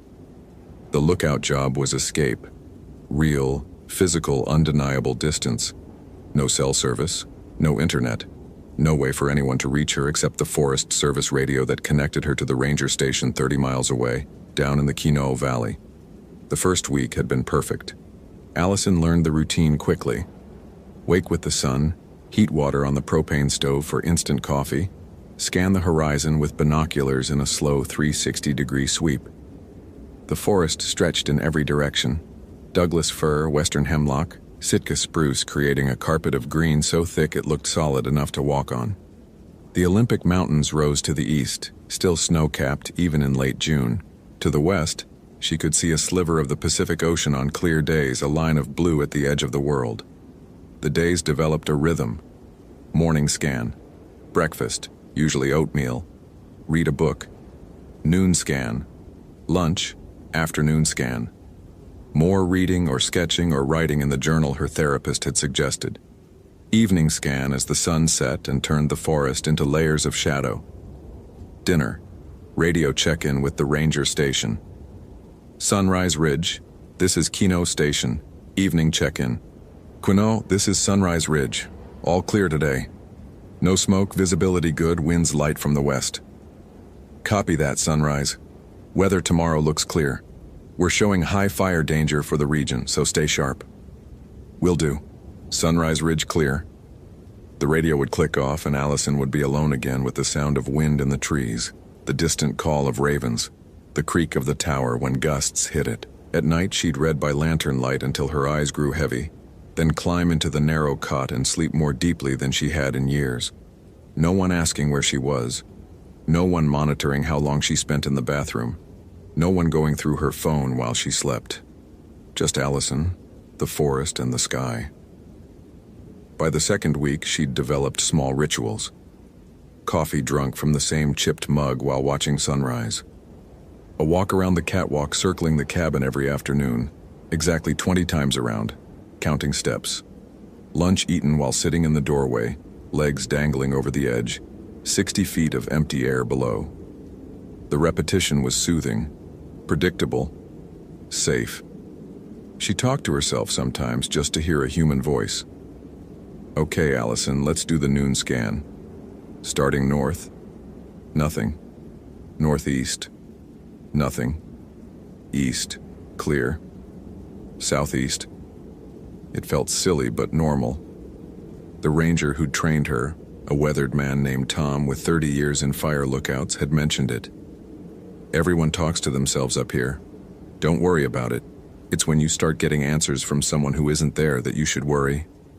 He'd laughed when he said it. Allison thought about that joke often during the third week, when she started hearing the voices. It began small. A sound that might have been someone calling from the forest below. A distant hello that could have been a bird's cry or wind through a particular stand of trees. Allison would lean over the catwalk railing, binoculars ready, scanning for hikers. Nothing. The forest was empty. Olympic National Park was vast, nearly 1 million acres, and the Sunrise Ridge lookout sat in one of the most remote sections. The nearest trail was 4 miles away. Hikers almost never came this deep into the backcountry, and even if they did, they wouldn't be calling up at the tower. There was no trail to it. The only access was by helicopter. Still, sound carried strangely in the forest. Maybe someone was on a distant ridge, their voice bouncing through the valleys in unexpected ways. Allison went back to her book and tried to ignore the uneasy feeling crawling up her spine. The next day, she heard it again. This time it was clearer. Hello? Is anyone there? A woman's voice, young, coming from somewhere below the tower. Allison grabbed the binoculars and did a full sweep. The forest was thick. Visibility only extended maybe 200 feet before the canopy became too dense. But she should have been able to see movement, a flash of bright hiking gear, something. Nothing. Hello? Allison called down. Where are you? No response. She waited 5 minutes, then 10, watching the forest. The wind moved through the trees in waves, creating patterns of light and shadow that looked almost like people moving, but were just branches swaying. Allison's heart rate slowly returned to normal. Auditory hallucination, maybe. The ranger had mentioned that too, in passing. Isolation does weird things to your brain. You might hear things that aren't there, see things in your peripheral vision. It's normal. The brain doesn't like being understimulated, it makes up its own entertainment.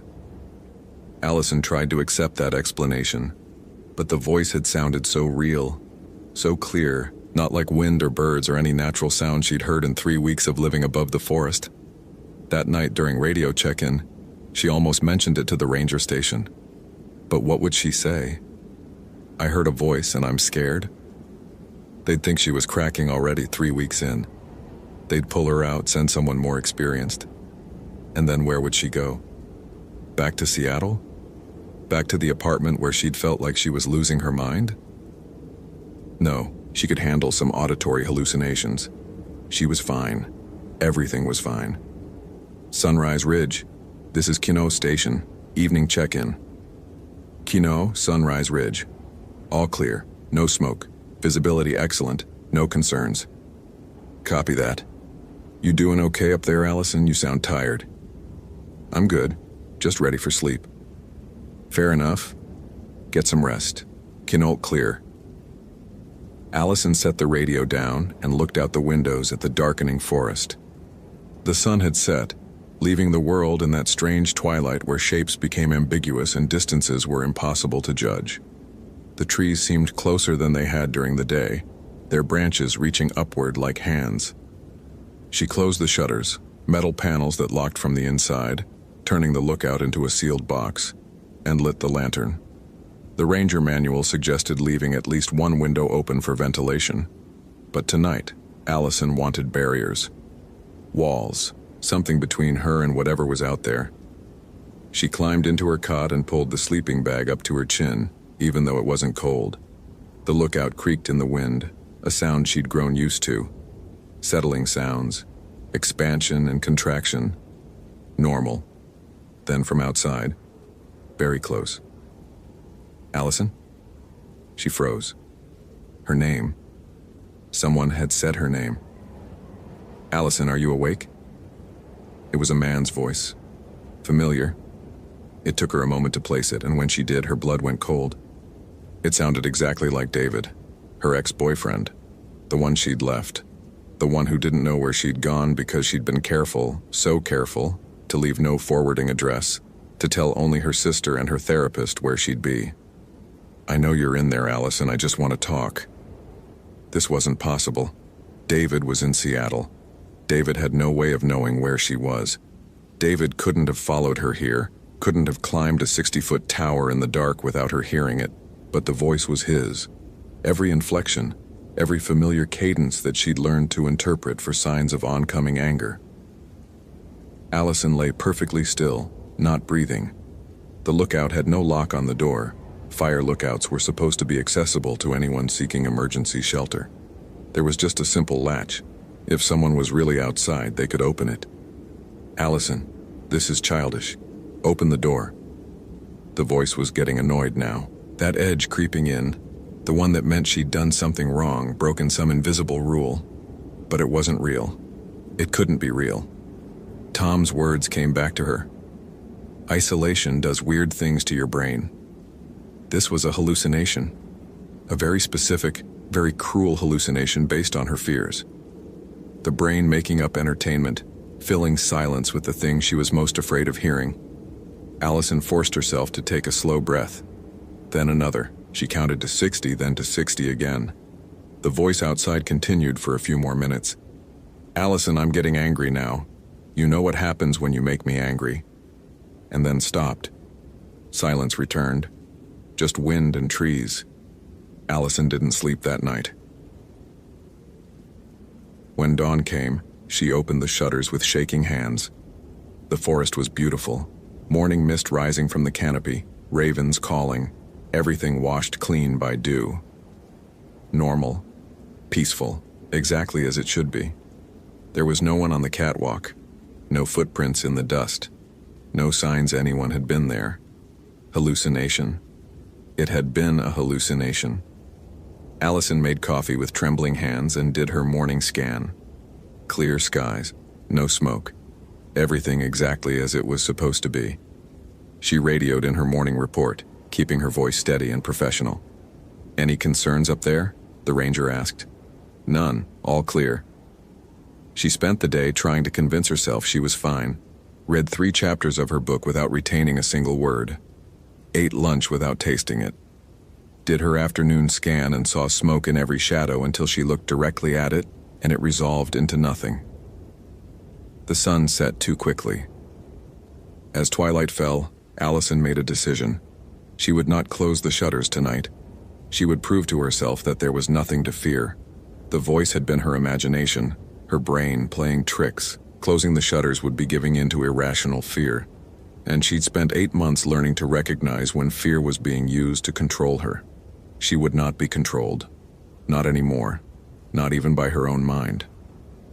Night came.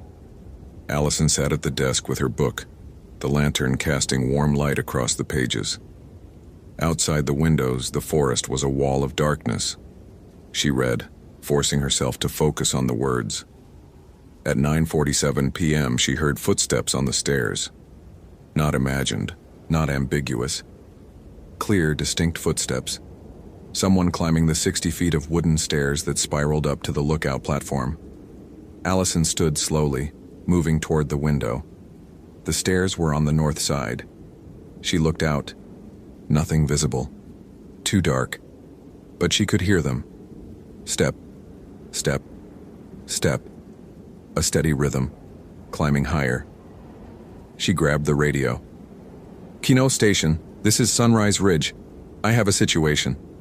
Someone is climbing my tower. Repeat, someone is accessing the lookout. I need immediate assistance. Static answered her. She tried again. Kino Station, do you copy? This is an emergency. More static, then a voice breaking through. Not alone. Never alone. Been watching. That wasn't the ranger station. That wasn't any voice she recognized. The footsteps reached the catwalk. Allison could hear them circling the cabin now, slow and deliberate. Walking around and around, just outside the walls, she backed into the center of the room holding the radio like a weapon. Who are you? What do you want? The footsteps stopped, right outside the door. Then a voice, soft, almost gentle. Allison, you know who I am. You've always known. Let me in. It wasn't David's voice anymore. It was her mother's voice. Her mother who lived in California and who Allison hadn't spoken to in 3 years after a fight about the relationship she refused to leave. You were right, sweetheart. About everything. I should have listened, I'm sorry. Please, let me in, I came all this way to apologize. Tears started running down Allison's face before she could stop them. How many times had she wanted to hear those words? How many nights had she rehearsed the conversation where her mother finally understood, finally believed her? Her hand reached for the door latch, then stopped. Her mother was in California. Her mother didn't know where she was. Her mother couldn't have climbed this tower, and beneath the words, beneath the perfect imitation of her mother's voice, Allison heard something else. A sound like branches scraping together, like wind through hollow wood, like something that had learned to shape human words, but had never been human itself. No, Allison whispered. The voice outside changed. No longer her mother. Now it was her sister. Allison, it's me. Something's wrong. I need help. Please open the door. Then her therapist. Allison, this behavior is concerning. We need to talk about your paranoia. Then David again. You can't hide from me forever, you know that. Then Tom, the ranger who trained her. Allison, check your fire finder. There's smoke. You need to see this. Then her own voice. Let me in. Let me in. Let me in. A dozen voices cycling through everyone she knew, everyone she'd ever known, all begging or commanding or manipulating. Each voice perfect, exact, impossible. Allison pressed her hands over her ears, but she could still hear them. Not through her ears, through her bones vibrating up from the floorboards. She grabbed the ranger manual from the shelf, the one Tom had left, and flipped frantically through pages about weather patterns and radio codes and fire behavior, until she found what she was half remembering. A section near the back, handwritten in faded ink. An addendum someone had added years ago. Additional notes for Olympic Peninsula. Lookouts. The Salish peoples have long traditions about the forests here. If you hear voices at night, especially voices of people you know, do not respond. Do not engage. Do not open your door. They call them stick Indians or wood people. They can mimic any sound they've heard. They collect voices like we collect firewood. If you answer them, they learn your voice too. And once they have your voice, they can call others using it. Stay inside. Do not look directly at them. Wait for dawn. They do not like daylight. If you must go outside, carry iron. They cannot abide iron. The entry ended there, unsigned, undated. Someone had written it and left it as a warning.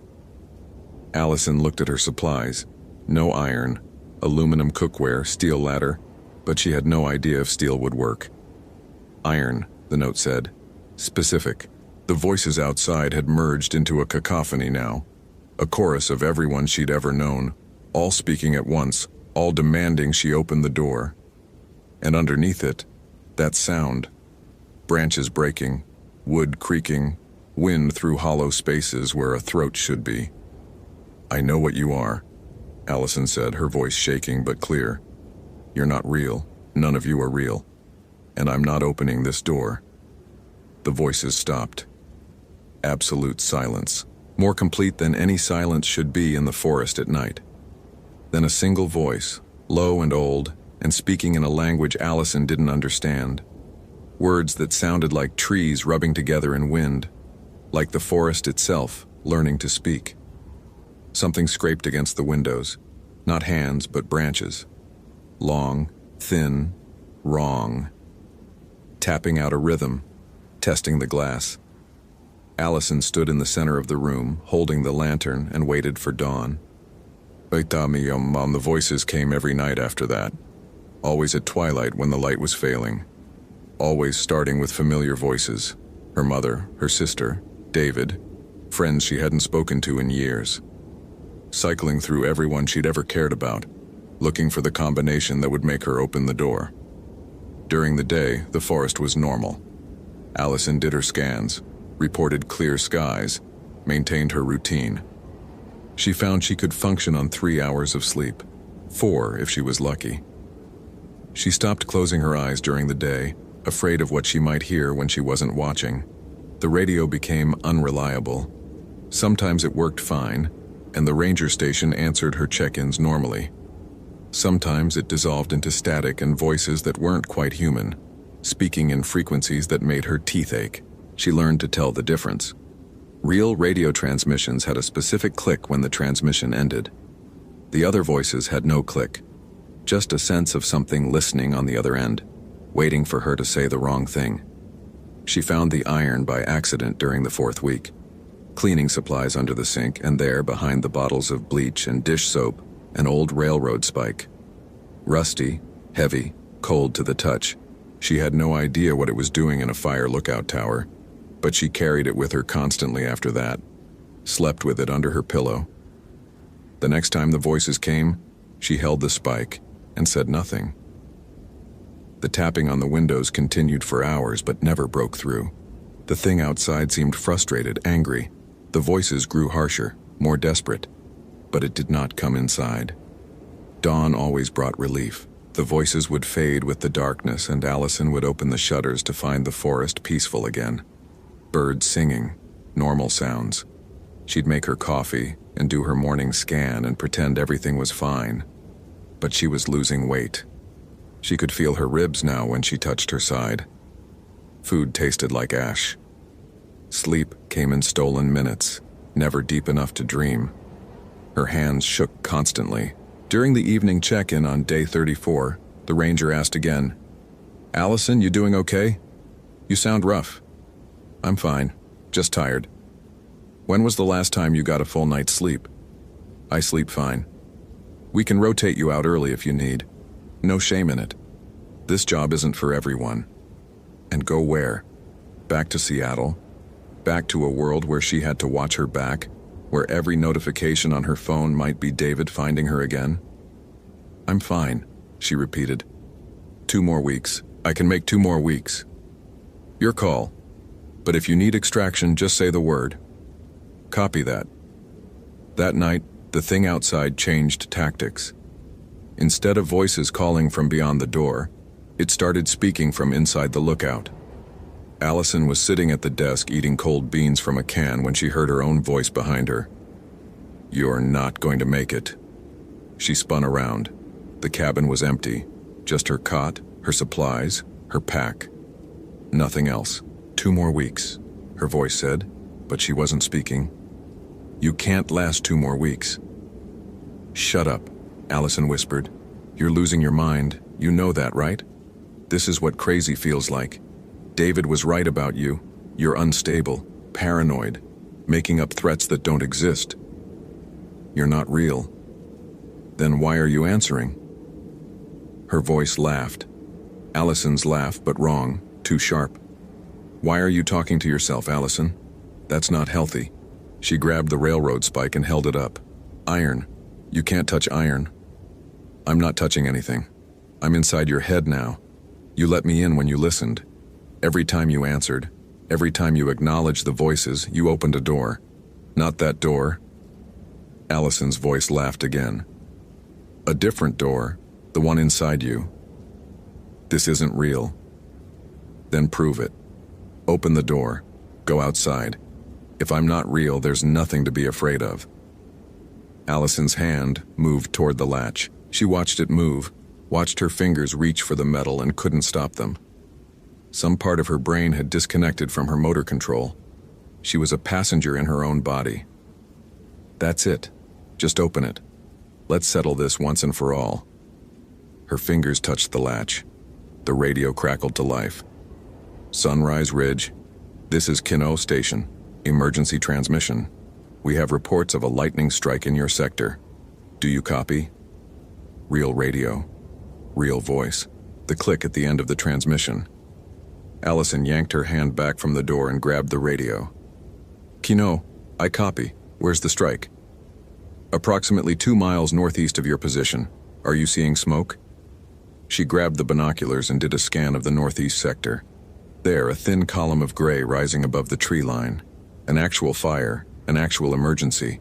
Something real and concrete and part of the job she was here to do. Confirmed. Single smoke column, thin, approximately 2 miles northeast.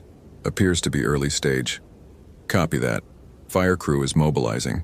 Keep monitoring and report any changes. Will do. Sunrise Ridge standing by. The voice inside the cabin was silent. Allison spent the rest of the night tracking the fire. It stayed small.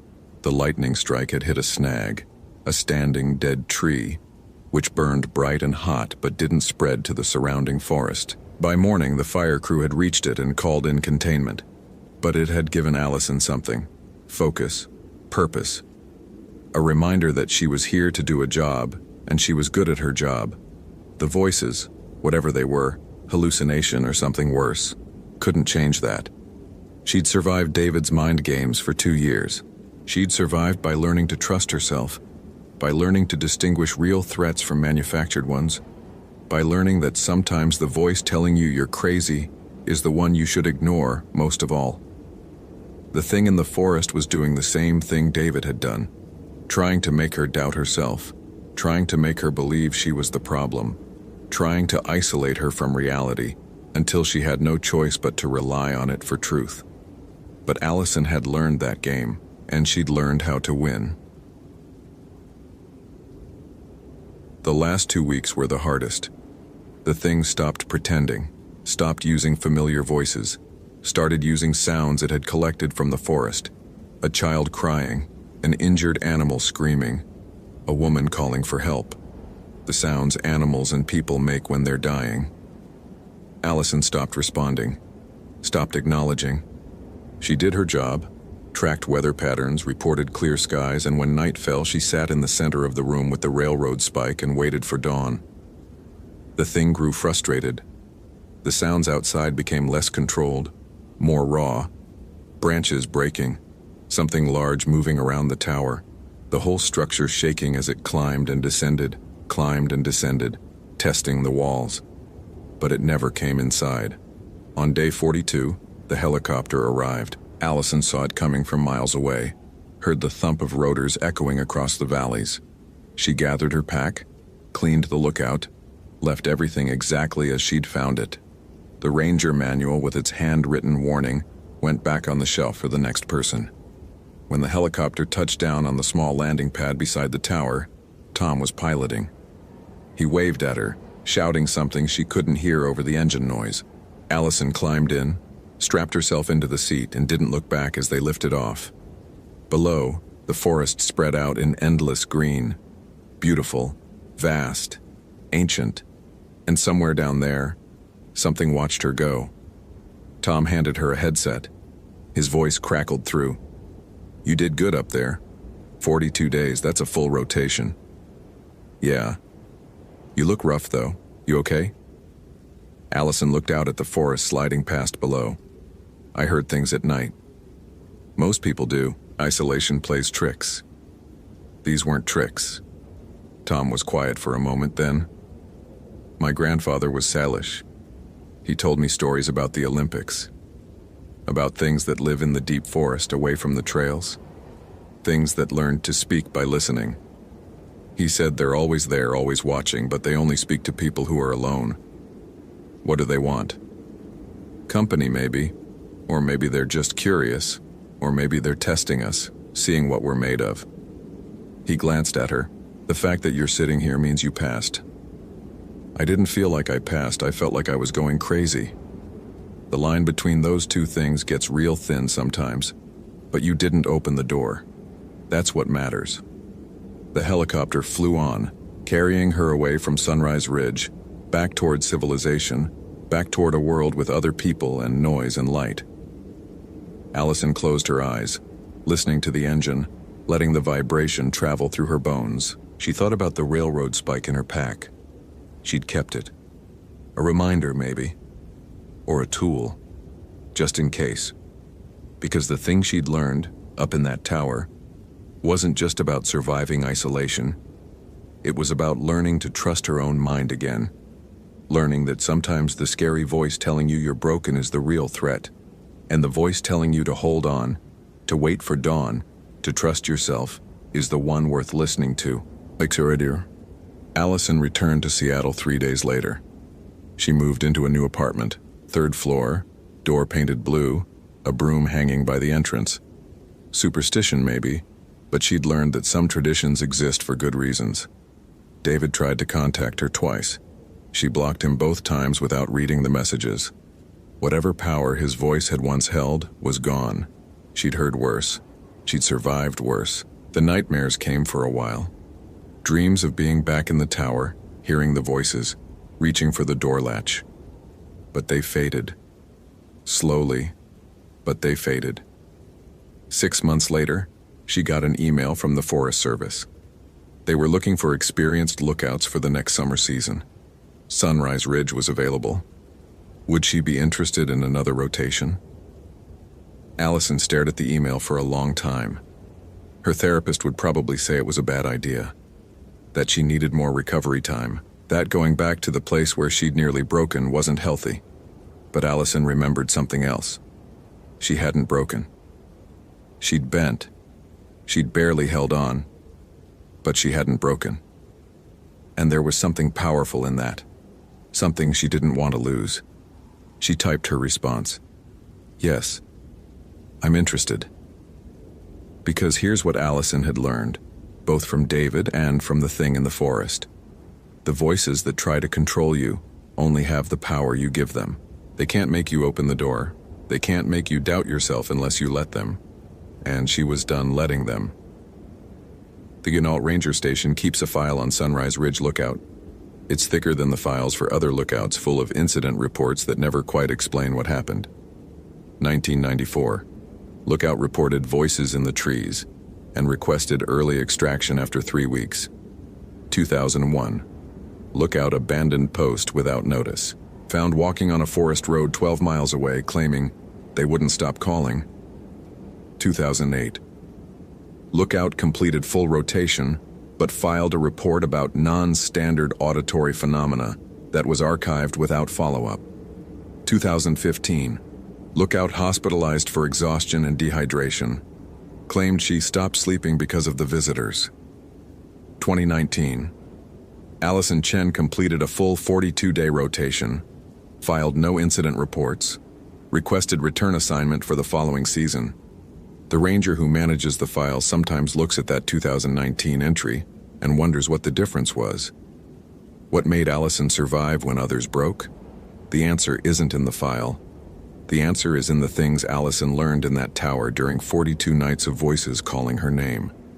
Sometimes the scariest thing isn't what's outside your door. Sometimes it's the voice inside your head telling you that you deserve to be afraid. And sometimes survival means learning the difference between the two. Tom retired the next year. His replacement, a young ranger named Katie, asked him about Sunrise Ridge during the handoff. "I've read the files. What's actually going on up there?" Tom thought about his grandfather's stories, about things in the forest that collect voices like people collect photographs, about how loneliness can open doors that should stay closed, about the difference between superstition and survival. "My advice," he said finally, "when you brief people for that posting, tell them 3 things. 1, bring iron. 2, don't answer voices you can't see. 3, the forest is older than we are, and sometimes it likes to remind us of that." "That's not a real answer." "No," Tom agreed, "but it's the only answer I've got." Katie sent Allison back to Sunrise Ridge in June 2020. Allison packed the same railroad spike, the same supplies, the same determination. The voices came again that summer. They always did. But Allison knew them now, knew their patterns, knew how to sit in silence while they raged outside her walls, knew that dawn always came, knew that surviving meant holding on to yourself even when everything around you insisted you were the problem. She completed another full rotation. And another, the summer after that. People started calling her the Sunrise Ridge Specialist, the one who could handle the isolation, the silence, the peculiar challenges of that particular posting. They didn't know the real reason she kept going back. The real reason was this. In that tower, 60 feet above the forest floor, surrounded by voices trying to make her doubt herself, Allison had learned she was stronger than the things that tried to break her, and that was a lesson worth remembering. Every single summer,